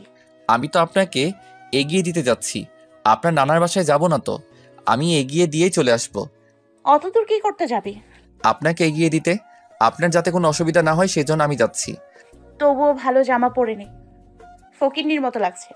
আমি তো ফকিন্নি, তার আবার কেমন লাগবে? বেশি কথা না বলে যা বলতেছি তাই কর। বাবু ভয়ে তাড়াতাড়ি রুমে গিয়ে একটা ভালো শার্ট পরে আসলো। ট্রেনে একদম আমার সাথে কথা বলবি না। কি ঠিক আছে? বাবু বর্ষার জামা কাপড়ের ব্যাগ নিয়ে নিল। তারপর যেতে লাগলো। 4টার সময় ট্রেনে গিয়ে বসলো। 4:25-এ ট্রেন। বর্ষা আর বাবুর সিট একই কেবিনে। বাবু বর্ষার জন্য স্পেশাল কেবিনের ব্যবস্থা করেছে। বাবু সাইডে দাঁড়িয়ে আছে। এই, এখানে এসে বস। না থাক। বস, না হলে অন্য কেউ এসে বসে যদি। বাবু গিয়ে বর্ষার পাশে বসলো। মাঝখানে ব্যাগ। ট্রেন ছেড়ে দিল। বর্ষা আর বাবু দুজনেই ট্রেনে বসে রইল, আর মাঝখানে ব্যাগ। ট্রেন ছেড়ে দিল। প্রায় আধা ঘন্টা কেউ কারো সাথে কোনো কথা বলে না। বাবু শুধু, মেম সাহেব আপনার ঘুরতে ভালো লাগে? লাগে, তবে তোর সাথে না। মেম সাহেব একটা কথা বলবো? কি কথা? যদিও বলা উচিত নয়, তবুও ছোট মুখে বলছি, আপনাকে সুন্দর লাগছে। বর্ষা কোনো কথা বলল না। খানিকক্ষণ বাদে, যদি থাপ্পড় খেতে না চাস তাহলে চুপ করে থাক। ভুল হয়ে গেছে। বর্ষাদের সামনে একজন ভদ্র মহিলা বসেছিলেন। তোমরা দুজনে একসাথে কোথায় যাচ্ছ? আগে আমরা রাজশাহী যাচ্ছি। আপনি? আমি সামনে স্টেশনে নেমে যাব। তা তোমরা দুজন কি? আপনি যেটা ভাবছেন সেটা না, উনি আমার মেম সাহেব, আমি ওনার বাসার চাকর। কথাটা শুনতে পেয়েও বর্ষা না শোনার ভান করে আছে। আর চাকর কথাটা শুনে ওই মহিলা বেশ অবাক হয়ে গেলেন। তুমি কাজ করো? তোমার মতো একটা ছেলে চাকর? বিশ্বাস হয় না। দেখে তো মনে হয় তোমরা দুজন স্বামী। আর বাকি কথা বলতে দিল না। বর্ষা তার আগেই তেলে বেগুনে জ্বলে উঠল। আপনার কি মনে হয় আমরা স্বামী স্ত্রী? এই, কে আপনি? চেনেন আমাদের? যেখানে যাচ্ছেন সেখানে যান। বুঝি না আসে কোথা থেকে এসব লোক। মেম সাহেব উনি বুঝতে পারেন নাই, সেজন্য ভুল করেছেন। আমি ওনার হয়ে ক্ষমা চাইছি। আন্টি, আপনি মেম সাহেবের কথা কিছু মনে করেন না, উনি একটু রাগী, তবে অনেক ভালো মানুষ। আমি ওনার হয়ে ক্ষমা চাইছি। না না বাবা, ঠিক আছে, আমি রাগ করি নাই। আর তোমার ব্যবহার দেখে বুঝতে পেরেছি তুমি খুব ভালো। ভালো হয় আপনার সাথে নিয়ে যান। আসছে কোথা থেকে, এজন্যই ট্রেনে যেতে চাই না। মেম সাহেব প্লিজ রাগ করেন না, লোকে খারাপ বলবে। আমাকে বিরক্ত করিস না। বর্ষা কানে হেডফোন দিয়ে গান শুনতে লাগলো। হালকা হালকা শীত থেকে বেশ ভালোই লাগছে। আমি জ্যাকেটের বাটনগুলো লাগিয়ে বসলাম। বর্ষার ব্যাগ থেকে চাদর বের করে গায়ে দিয়ে বসলেন। রাত 8টার দিকে একটা স্টেশনে ট্রেন থামলো। সেই মহিলা নেমে গেলেন। আমার হালকা ঘুম আসলো। হেলান দিয়ে শুয়ে আছি, তখন খেয়াল করলাম কেউ আমার গায়ে হাত দিয়ে ডাকছে। বাবুর নাম না দিয়ে আমি বক্তা হিসেবে আমি পরিবেশন করেছি। তাকিয়ে দেখি 10 বছর বয়সী একটা ছেলে, গায়ে হালকা একটা ময়লা জামা, গায়ে ময়লা। স্যার 10 টাকা দেবেন? খুব ক্ষুধা লাগছে, একটা রুটি কিনে খাইতাম। ছেলেটির কথা শুনেই আমি চলে গেলাম সেই ছোটবেলায়। আমিও তো এভাবে লোকের কাছে চেয়ে বেড়াতাম। ওর কষ্ট আমি বুঝতে পারছি। তার কষ্ট সেই বোঝে যে সেই সমপরিমাণ কষ্ট ভোগ করেছে। আমি জানি ক্ষুধার যন্ত্রণা কত নির্মম। দেন না স্যার, খুব ক্ষুধা লাগছে। সেই সকালে খেয়েছি আর এখন রাত হয়ে গেছে। ওর কথায় আমার হুঁশ আসলো। তোমার নাম কি? আমার নাম করিম। তোমার খুব ক্ষুধা লাগছে? হয়। ঠান্ডা লাগছে না? ক্ষুধা যন্ত্রণায় আর শীত লাগে না স্যার। চলো খেয়ে নেবে। আমি করিমের হাত ধরে বাহিরে আসলাম। তারপর স্টেশনের পাশে একটা হোটেলে ঢুকে গেলাম। করিম কি খাবে? একটা রুটি। রুটি খাওয়াবো না? তোমার কি খেতে মন চাইছে? গোস্ত? অনেকদিন গোস্ত খাই না, ভুলে গেছি গোস্তের স্বাদ কেমন। একটু ওয়েট করো। আমি ওয়েটারকে ডেকে মাংসের অর্ডার দিলাম। তারপর মাংস দিয়ে গেলে করিম খেতে লাগলো। করিম, তুমি একা? না স্যার, আমার নাকি মা বাবা দুজনেই আছেন। বাবা মদ গাঁজা খায় আর ঘন ঘন বিয়ে করেন। বাবা মা দুজনেই আলাদা, আর মাও অন্য জায়গায়। আর বলতে পারলাম। মন খারাপ করো না, সব ঠিক হয়ে যাবে। খেয়ে নাও। এই হলো আমাদের দেশ, যেখানে তার তৃপ্তি লাভের জন্য বিয়ে করে আর সেই কষ্ট সহ্য করতে হয়। এসব করিমের মতো ছেলে মেয়েদের আসলে তারা বাবা মা নামে কলঙ্ক। সন্তান জন্ম দিছে অথচ মানুষ করতে পারে না। পেট চালাতে এইসব ছেলে মেয়েগুলো বিভিন্ন অসামাজিক কাজে জড়িয়ে পড়ে আর দেশের ক্ষতি করে। এর জন্য দায়ী হলো করিমের বাবা মার মতো মানুষগুলো। যাই হোক, করিম খাওয়া শেষ করলো। করিম এখন তো খেলে তারপর কালকে কি করবে? জানি না, আল্লাহ চালিয়ে দেবেন। আপনাকে অনেক ধন্যবাদ। আমি আসি তাহলে। তোমার শীত লাগছে? একটু একটু, তবে দোকান বন্ধ করলে, বস্তা গায়ে দিয়ে শুয়ে পড়লে আর ঠান্ডা লাগবে না। বলেই চলে যেতে লাগলো। তখন আমি ওরে দাঁড় করিয়ে আমার জ্যাকেট খুলে ওর গায়ে দিয়ে দিলাম। যদিও বড় হয়ে গেছে, তাতে কি শীত মানবে? অনেক অনেক ধন্যবাদ, আপনাকে আমি কোনোদিন ভুলবো না। করিম মনের আনন্দে চলে গেল। আমি চলে আসতে গেলাম, তখন দেখি বর্ষা পেছনে দাঁড়িয়ে আছে। মেম সাহেব, আপনি বাইরে কেন আসলেন? নিজের জ্যাকেট ওরে দিয়ে দিলি, এখন এত পথ যাবি কিভাবে? চিন্তা করতে হবে না, আমি যেতে পারবো। ওদের কষ্ট দেখে তোর এত লাগে কেন? কারণ আমিও তো ওদের মতো কেউ। আপনাদের দয়ায় আজকে এখানে। কিন্তু আমি তো জানি একজন এতিমের কষ্ট। ওদের যে কত কষ্ট হয় সেটা আপনি বুঝতে পারবেন না মেম সাহেব। তুই বোঝ, আমার বোঝা লাগবে না। মেম সাহেব, আপনাদের বাসায় যা খাবার নষ্ট হয়ে যায় তাতে করে 10টা শিশু খেতে পারত, কিন্তু দেখেছেন আজ ওদের খাবার চেয়ে বেড়াতে হচ্ছে। তোর কথা শোনার টাইম নেই, সর। আমার ক্ষুধা লাগছে, আমি খেয়ে নি। বর্ষা গিয়ে হোটেল থেকে খেয়ে নিল। আমিও সামান্য খাবার খেয়ে নিলাম। গিয়ে আবার ট্রেনে বসলাম। 9:45-এ ট্রেন চালু করে দিল। আমি চুপ করে বসে রইলাম। ওহ, ভালোই শীত লাগছে। তবে আমি বর্ষাকে বুঝতে দিলাম না, তা না হলে আমাকে হয়তো গালাগালি করতো। আস্তে আস্তে কখন যে কাঁপতে কাঁপতে ঘুমিয়ে গেছি মনে নেই। সকালবেলা ঘুম ভাঙলো থাপ্পড় আর কিলঘুষির কারণে। চোখ মেলে দেখি আমি বর্ষার চাদরের মধ্যে বর্ষাকে জড়িয়ে ধরে শুয়ে আছি। বুঝতে পেরে এক লাফে সরে বসলাম। আজকে নিশ্চিত আমি শেষ। মেম সাহেব, আমি বুঝতে পারি নাই, আসলে ঘুমের মধ্যে কি হয়ে গেছে বুঝতে পারি নাই। কুত্তার বাচ্চা, লুইচ্ছা, লজ্জা করে না? তোদের তো লজ্জাই নেই। শয়তান আমার উপর তুই, ছি ছি ছি। তোকে আমি তো ভদ্র ভাবতাম, ভেতরে ভেতরে। প্লিজ মেম সাহেব, আমাকে ক্ষমা করে দিন। আমি বুঝতে পারি নাই, জেগে থাকলে এমনটা হতোই না। নানুর বাসায় চল, তারপর মজা বোঝাচ্ছি। বর্ষা ট্রেন থেকে নেমে গেলেন। আমিও নেমে আসলাম ওনার পিছু পিছু। উনি হন হন করে হাঁটতে লাগলেন। ইস, ঘুমের মধ্যে এটা কি করলাম। উনি তো খুব রাগ করলেন, আমাকে খারাপ ভাবলেন। এটা করা উচিত ছিল না। আমি জেগে থাকলে কখনোই এমন করতাম না। মেম সাহেব, প্লিজ ক্ষমা করে দিন। আমি ইচ্ছে করে করি নাই। তুই চল, আমি তোর ব্যবস্থা করছি। না, ভুল যখন করেছি তখন ক্ষমা চাইতে হবে। আমি দৌড়ে গিয়ে ওনার সামনে দাঁড়ালাম। বর্ষা স্থির হয়ে দাঁড়ালেন। আমি ব্যাগ মাটিতে রেখে সোজা ওনার পা জড়িয়ে ধরলাম। রাস্তায় কি শুরু করলি? পা ছাড়। আগে বলুন ক্ষমা করে দিছেন, তাহলে পা ছেড়ে দেব। ক্ষমা না করলে পা ছাড়বো না। পা ছাড়। লোকে কি দেখুক আমি আমার মেম সাহেবের পা জড়িয়ে ধরেছি। আচ্ছা, উপরে উঠ। ক্ষমা করে দিছেন? হ্যাঁ। আমি ব্যাগ নিয়ে উপরে উঠলাম। লাস্ট তুই কি বললি? কই? তোর মেম সাহেব। আপনি ভুলভাবে নিয়েছেন। আপনি আমার মেম সাহেব, তবে মালিক হিসেবে আমি আপনার চাকর। ঠিক আছে, চল। মেম সাহেব, বিশ্বাস করুন আমি ঘুমের মধ্যে হয়তো ভুল করে এমন করি, কিন্তু বিশ্বাস করুন আমি অমন ধরনের ছেলে না। চল, আর হয়তো 5 মিনিট হোটেলে পৌঁছে যাব। আপনি যেতে পারবেন না? হ্যাঁ, পারবো। তাহলে আপনি যান, আমি বাসায় ফেরত চাই। এত দূরে এসে আবার ব্যাগ যাবে? হ্যাঁ। না, চল। না, আপনার সম্মানহানি হবে। সবাই যখন জানবে বর্ষা চাকরকে সাথে করে নানার বাড়ি এসেছে, তখন সবাই হাসাহাসি করবে আর আপনার সম্মানহানি হবে। আমি ফেরত যাচ্ছি। সে দেখা যাবে। চল, আম্মু যদি জানে তুই এসে চলে গেছিস তাহলে আমাকে বকা দেবে। তুই আমাকে বকুনি শোনানোর জন্য এসব করছিস। মেম সাহেব, আমি ওটা ভাবি নাই। চল তাড়াতাড়ি। আমরা হাঁটতে লাগলাম। বর্ষা গুগল ম্যাপ দেখে এগিয়ে যাচ্ছে। মেম সাহেব, আপনি কত বছর পর যাচ্ছেন? 15 বছর। যখন ক্লাস 1-এ পড়তাম তখন আসছিলাম, আর আজকে যাচ্ছি। মেম সাহেব, একটা কথা বলবো? কি কথা? বলছিলাম যে আমাকে আপনি ছোট লোক, ফকিন্নি, অনাথ এসব বলেন, আমার কোনো কষ্ট নেই। কিন্তু যখন লুইচ্চা, দুশ্চরিত্র এসব বলেন তখন খুব কষ্ট হয়। আমি কিন্তু ওগুলো না। তুই আসলে একটা... কি? কিছু না, চল। ওনার পেছন পেছন হাঁটতে লাগলাম। আর কত দূর? আর 2 মিনিট। আর 2 মিনিট পর আমরা পৌঁছে গেলাম। বাসাটা বেশ পুরাতন। বাসার উঠান পেরিয়ে বিশাল এক সদর দরজা।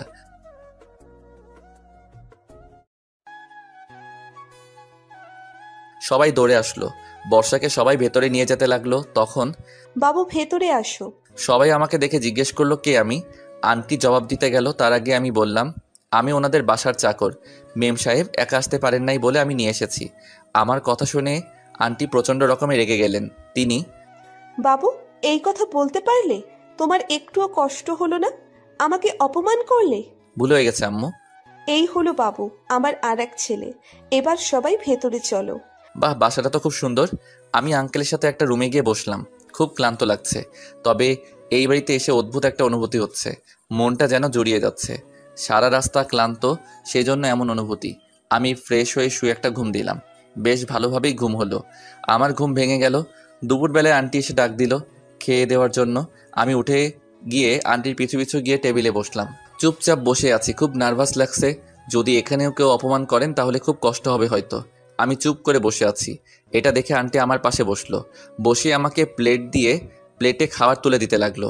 আর বর্ষা সেটা দেখে অনেক রেগে গেল। আম্মু, আমারও তো খুব ক্ষুধা লাগছে।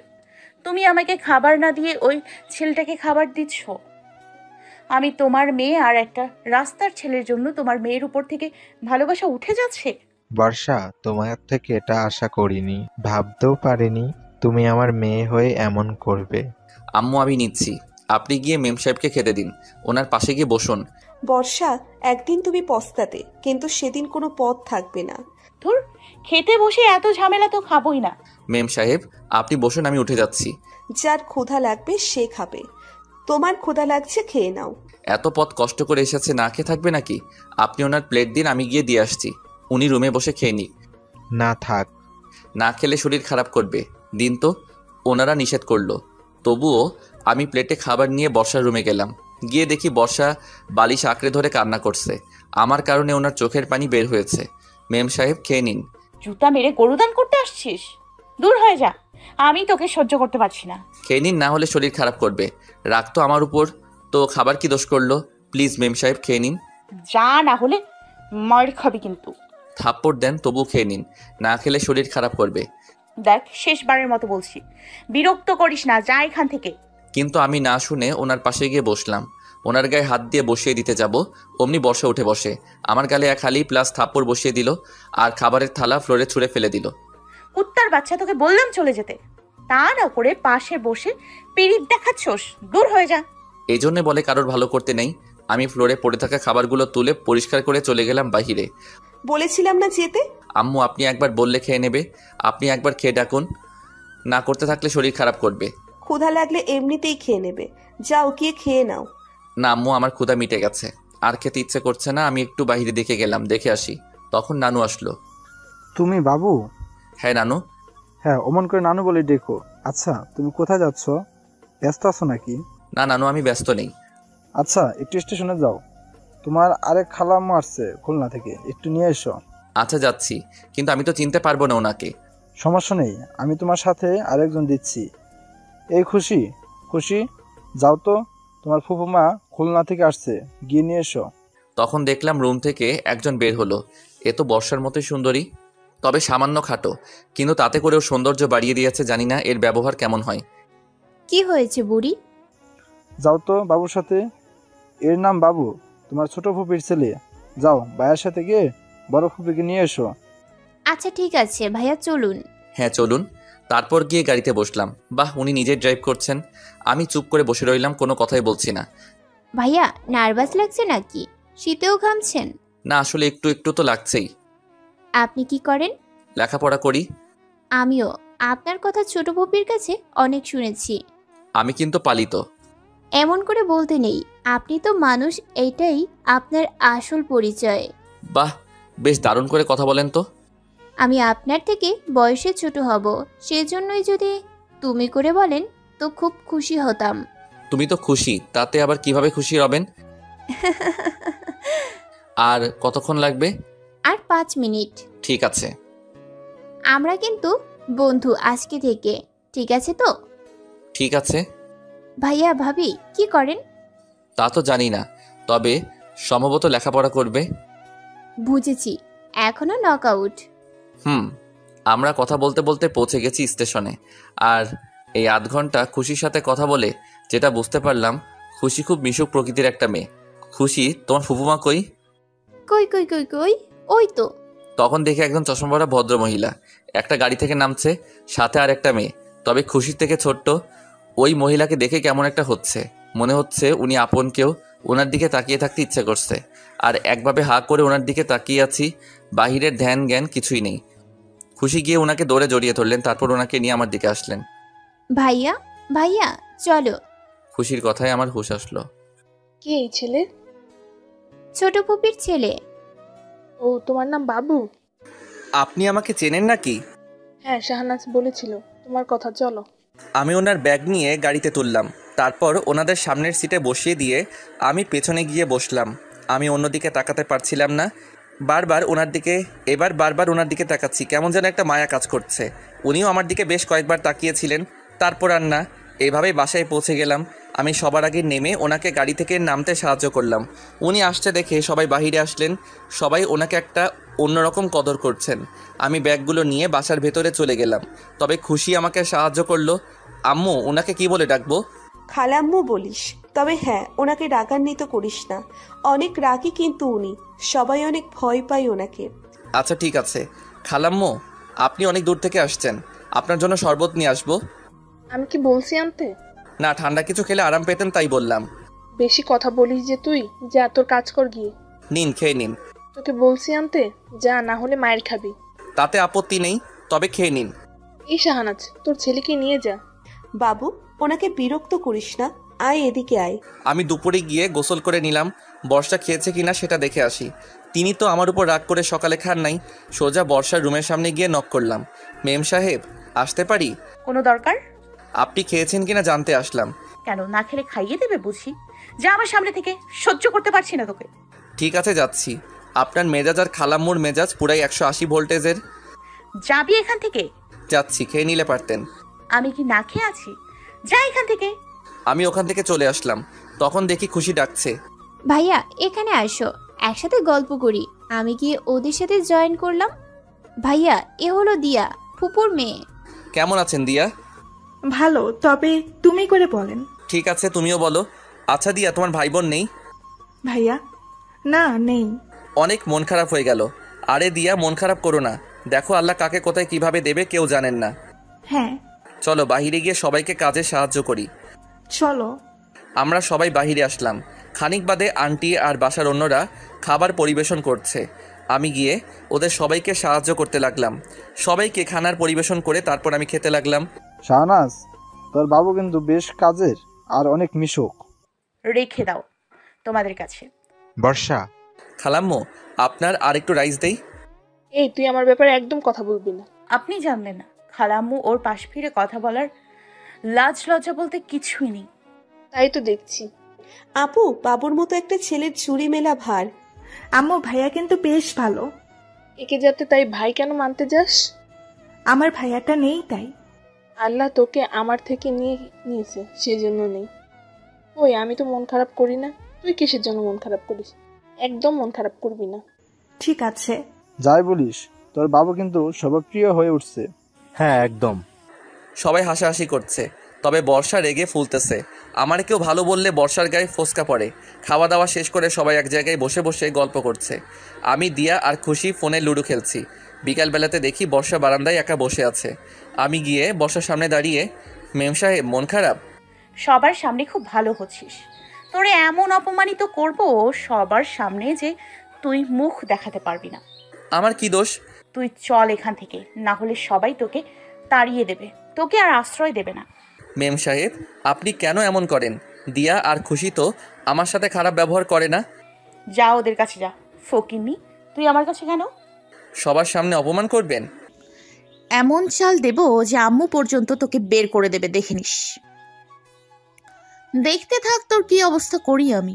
মেম সাহেব, আমাকে এত অপমান কেন করেন? আপনার কি কখনো মনে হয় না যে এসব করা উচিত নয়? তোকে খুন করলেও মনে হবে না যে কেন করলাম। মেম সাহেব, আপনার একটু ভালো ব্যবহার আশা করি, কখনোই কি তা হবে না? দূর হয়ে যাবি তুই। যাচ্ছি।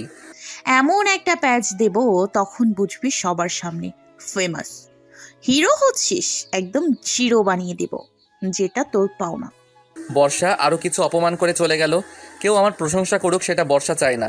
বর্ষা চায় সবাই আমাকে অবহেলা করুক। আল্লাহ যদি আমার দিকে মুখ তুলে চায় তবে সেদিন বর্ষাকে বোঝানো কষ্ট কাকে বলে, কিন্তু হয়তো পারবো না। আমি বারান্দায় মন খারাপ করে বসে আছি, তখন দিয়া আর খুশি আসলো। ভাইয়া, আপনার মন খারাপ নাকি?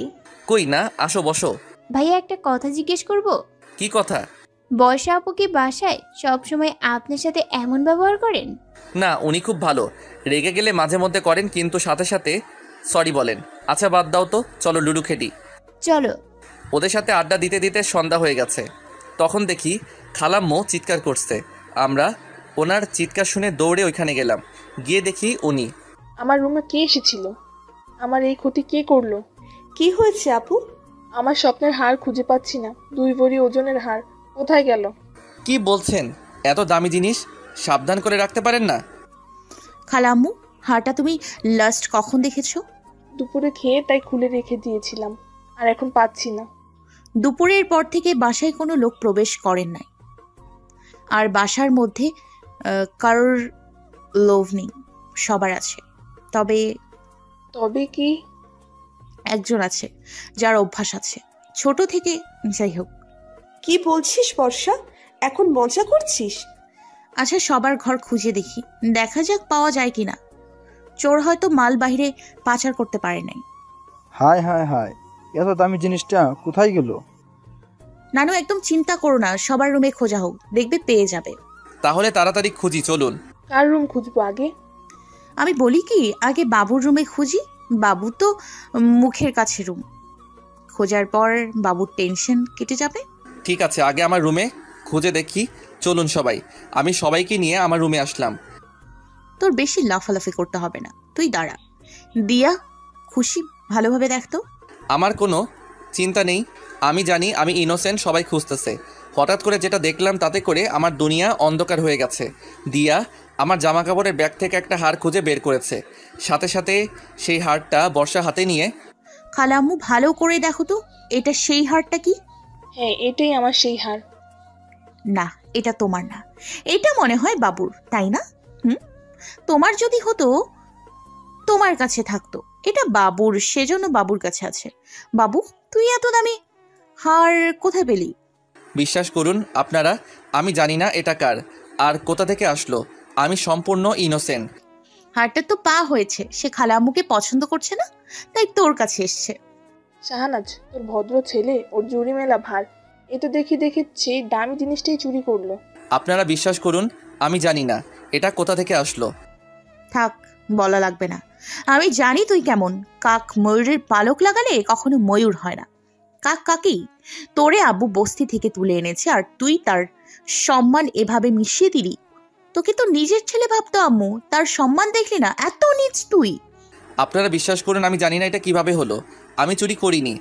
মন্দিরে কে? আমি কলা খাইনি। তোরে তো বলিনি চুরি করেছিস, তবুও তুই নিজের মুখে বললি, তবে মিথ্যে কথা।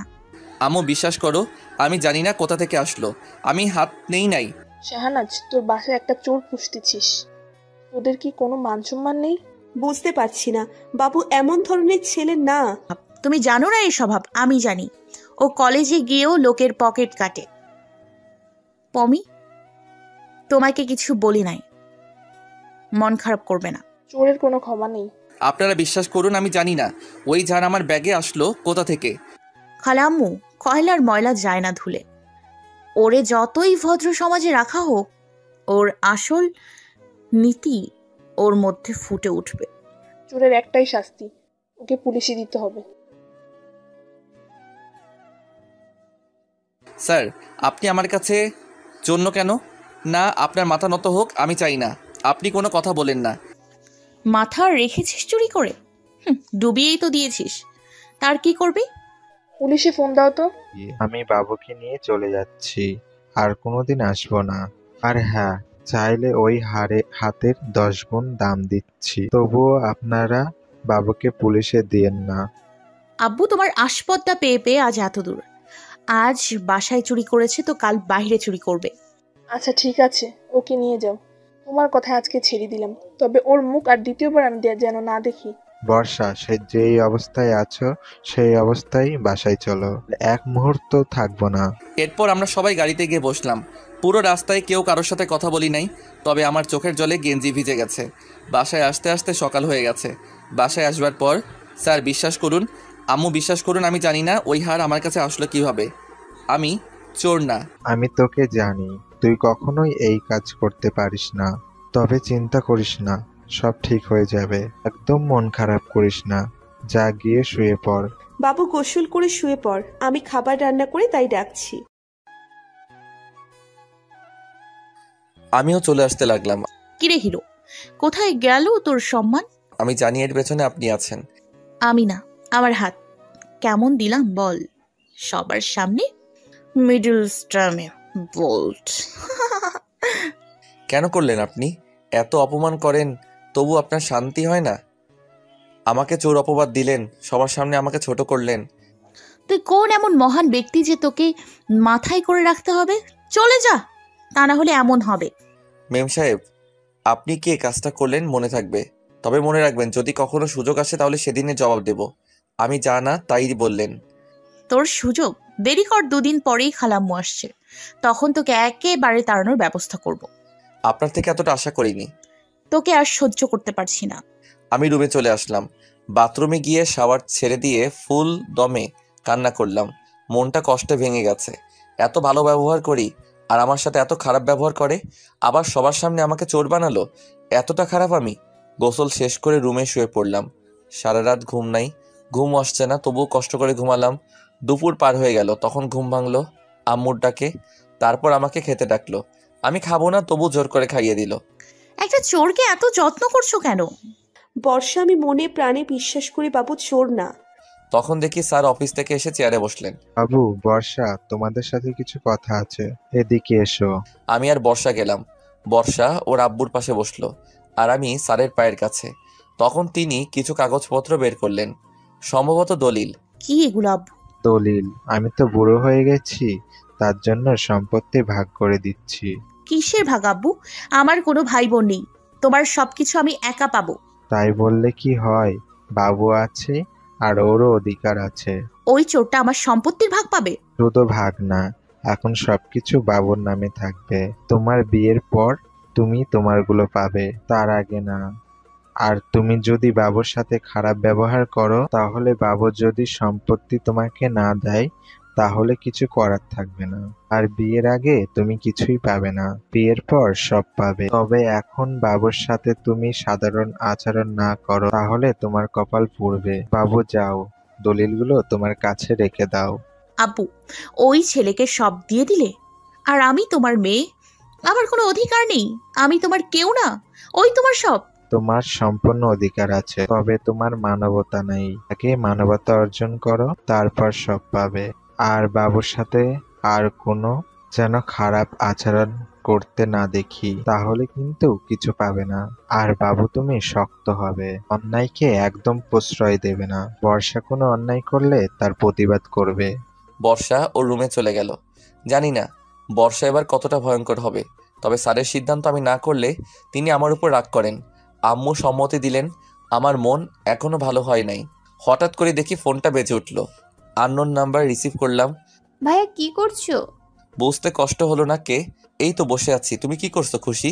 আর কেন ফোন দিয়েছো? ভাইয়া এভাবে কেন বলেন? আমি জানি তো আপনি এমন ছিলেন না। কেউ আপনার বিরুদ্ধে এসব করেছে আপনাকে ফাঁসানোর জন্য। আন্টি কি করছে? বসে আছে বাহিরে। আন্টির কাছে একটু ফোনটা দেবে, কথা বলতাম। ভাইয়া উনি কথা বললে বলে দিবেন। আর কেন ওনার সাথে কথা বলবেন? দাও না, খুব ইচ্ছে করছে। আর একটু কথা বলি, একবার সরি বলবো প্লিজ, খুশি দাও। লাইনে থাকুন, দিচ্ছি। খানিক বাদে, কে? খালাম্মা, আপনি বিশ্বাস করুন আমি জানি না আপনার হাত কেমন করে আমার ব্যাগে আসলো। তুই চুরি করে আবার ফোন দিয়েছিস?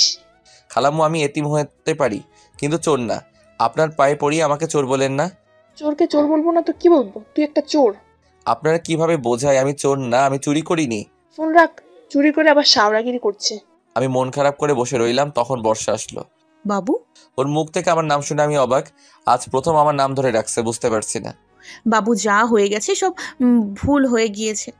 আমরা কি বন্ধু হতে পারি না? আমি তো ওনার কথায় আকাশ থেকে পড়লাম। আমি জানি আমি ভুল করেছি, প্লিজ ক্ষমা করে দে। সব ভুলে যাই, আমার ভুল বুঝতে পারছি। আমি তো বর্ষার কথায় হা করে তাকিয়ে আছি। এই মেয়ে এত ভালো ব্যবহার কেন করছে? বাবু বড্ড অবাক হচ্ছিস তাই না?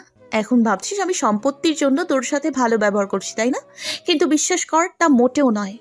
আর তুই তো বিশ্বাস করবি না, কারণ আমি তোর বিশ্বাসের অযোগ্য হয়ে গেছি। এত খারাপ ব্যবহার করেছি যে ক্ষমা করে দিতে পারবি না, তাই তো? না না, এ কি বলছেন মেম সাহেব? আমি কোনোদিন আপনার উপর রাগ করি নাই। আমি জানি তো আপনি মুখে মুখে খারাপ ব্যবহার করেন, কিন্তু মন থেকে করেন না। সত্যি কিছু মনে করিস নাই? মোটেও না। তাহলে আজকে থেকে আমরা বন্ধু। আমি স্বপ্ন দেখছি না তো? এটা কিভাবে সম্ভব?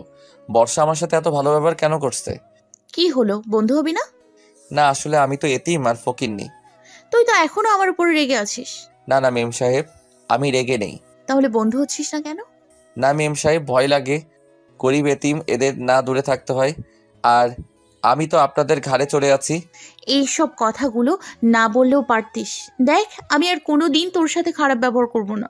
নে প্লিজ, বন্ধু হয়ে যা। আর রাগ করে থাকতে পারলাম না, আমি নিজে হাত বাড়িয়ে দিলাম, বন্ধুত্বের হাত। আল্লাহ হয়তো মেম সাহেবকে হেদায়েত দান করেছেন। ঠিক আছে, চল বাইরে গিয়ে বসি। একা একা তো রুমে সারাদিন থাকিস। বর্ষা আমার হাত ধরে একরকম টেনে বাহিরে নিয়ে আসলো। বর্ষা আমার হাত ধরে রাখছে। এটা দেখে আন্টি আর আঙ্কেল দুজনে হা করে তাকিয়ে আছে, যেন ভূত দেখছে। কি দেখো হা করে? গালে মাছি যাবে তো? না, তুই আর বাবু একসাথে, তাও তুই বাবুর হাত ধরে রাখছিস। আমি কি স্বপ্ন দেখছি? না আম্মু, তুমি জেগেই আছো। আর এটাই বাস্তব, আমি আর বাবু বন্ধু হয়ে গেছি। আজকের পর থেকে আমরা আর ঝগড়া করবোই না, তুমি দেখে নিও। বলেছিলাম না বাবু বর্ষার রাগ একদিন ভাঙাবেই। দেখলি তো বর্ষা, আজ তোর কত ভালো বন্ধু হয়ে গেল। বর্ষা, আর যেন ঝগড়া করো না। এবার থেকে মিলেমিশে থাকবে, দেখবে দুজনেই হ্যাপি ফিল করবে। তাই হবে আব্বু, আর একদম ঝগড়া করব না। আজ থেকে ভালো বন্ধু হয়ে থাকবো। বাবু তুই থাক, আমি একটু বাইরে থেকে আসছি। এক্ষুনি আসবো, এসে গল্প করব দুজনে। আচ্ছা ঠিক আছে। বর্ষা কি দরকারে বাহিরে গেল, আর আমি এসে আমার রুমে বসলাম। বর্ষার এমন পরিবর্তন বেশ অদ্ভুত ব্যাপার লাগছে। তবে পরিবর্তন তো হতেও পারে, মানুষ তো সবসময় একরকম থাকে না। আর আজকে খুব ভালো লাগছে বর্ষার পরিবর্তন দেখে। আল্লাহ আমার দিকে মুখ তুলে চাইছেন, আমার আর কষ্ট হবে না। আমি এবার থেকে বর্ষার ভালো ব্যবহার পাবো। খুশিতে মন আত্মহারা হয়ে ওঠে। রাত হয়ে গেছে, তখন বর্ষা বাসায় আসলো। এসেই বাবু বাবু বলে ডাকাডাকি শুরু করে দিছে। আমি বর্ষার ডাক শুনে বাহিরে গেলাম। বাবু, এই দেখ তোর জন্য কি এনেছি। কই, কি এনেছেন? তোর জন্য শীতের লেদার এনেছি, তোর গায়ে খুব মানাবে। এটা তোর। এত দামি লেদার আমার জন্য? দামে কি আসে যায়, এটা তো আমার বন্ধুর জন্য, আর আমার তরফ থেকে প্রথম দেয়া। ভালো না হলে চলবে? তোর পছন্দ হয়েছে? অনেক, খুব পছন্দ হয়েছে। অনেকদিন পরে তোকে হাসি খুশি দেখছি। তখন আম্মু আর আব্বু আসলো। বর্ষার দেওয়া গিফট দেখে তারা দুজন আমার থেকে বেশি খুশি হয়েছে। আম্মু খেতে দাও, ক্ষুধা লাগছে। আজ আমরা একসাথে সবাই মজা করে খাবো। দিচ্ছি, এক্ষুনি দিচ্ছি। তোরা সবাই বস চেয়ারে। বর্ষা গিয়ে চেয়ারে বসলো, কিন্তু আমি দাঁড়িয়ে আছি। সেটা দেখে বর্ষা, বাবু দাঁড়িয়ে আছিস কেন? আপনার সাথে বসে খেলে আপনার অসম্মান করা হবে না? কথাটা শোনার সাথে সাথে বর্ষা কেমন করুণ ভাবে তাকালো। বাবু, আমি আর কতক্ষণ ক্ষমা চাইলে এসব কথা বলবি না? ছি ছি, আপনি কেন ক্ষমা চাইবেন? এতিমের কাছে কি কেউ ক্ষমা চায়? কথাটা বলার সাথে সাথে বর্ষা আমার দিকে কেমন একটা করুণ ভাবে তাকালো। তারপর উঠে চলে গেল, সোজা ওর রুমের দিকে চলে গেল। স্যার, আমি মোটেও রাগ করতাম না, আর এখনো করি না। কিন্তু স্যার, যে অভ্যাস তৈরি হয়েছে তা তো হঠাৎ করে পরিবর্তন হয় না। তবে আস্তে আস্তে সব ঠিক হয়ে যাবে। জানিস বাবু, আমার খুব ইচ্ছে তোরা দুজন একসাথে মিলেমিশে থাকবি, কিন্তু বর্ষা তোর সাথে অনেক বাজে ব্যবহার করত, কিন্তু এখন তো আর বাজে ব্যবহার করছে না। তুই আরও একসাথে থাক, আমাদের খুব ভালো লাগবে। আসলেই বর্ষা তোর নিজের ভুল বুঝতে পারছে, তাতেই অনেক।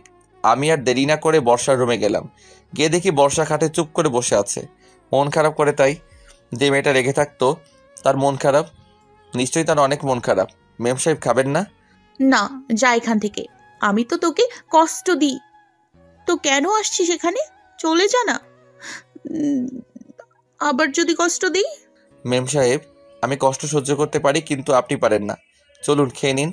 তুই বুঝবি না, মানুষ পরিবর্তন হলে তাকে তার অতীত নিয়ে কথা বললে সে কতটা কষ্ট পায়।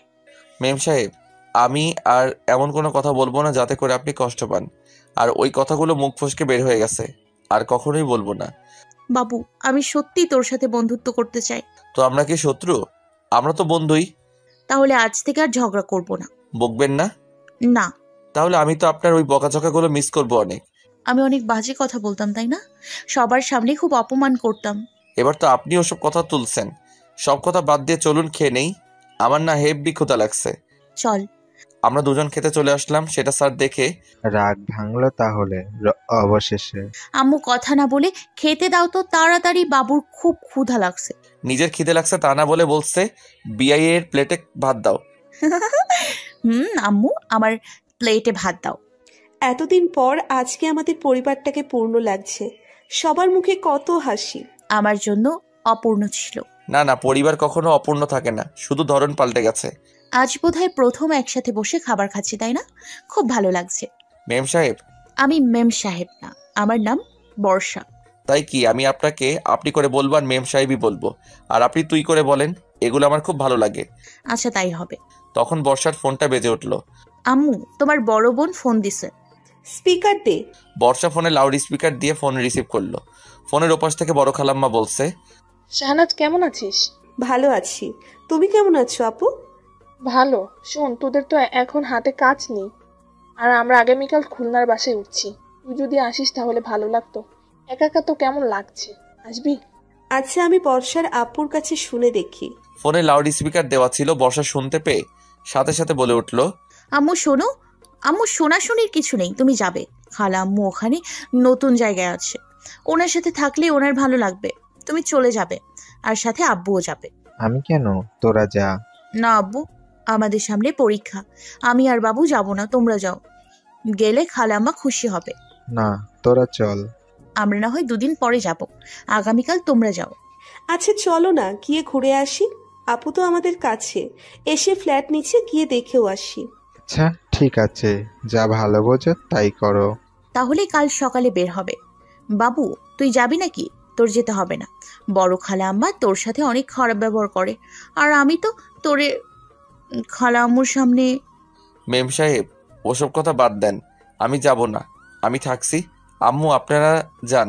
এইভাবে মজা করে খাওয়া দাওয়া শেষ করে ঘুমাতে রুমে চলে আসলাম। আজ নিজেকে একটু বেশি খুশি লাগছে। কতদিন পর, কতদিন বললে ভুল হবে, ফার্স্ট টাইম বর্ষার সাথে বসে খাবার খেলাম। বর্ষার ভালো ব্যবহার পেলাম। খাটে কম্বল নিয়ে শুতে যাব, তখন বর্ষা রুমে আসলো। কি রে, ঘুমোতে যাচ্ছিস নাকি? না, এই তো। আসেন মেম সাহেব। এখন ঘুমাবি? না, বাহিরে শীত তো, তাই এসে শুলাম। আচ্ছা ঘুমা, কালকে কথা হবে। Good night.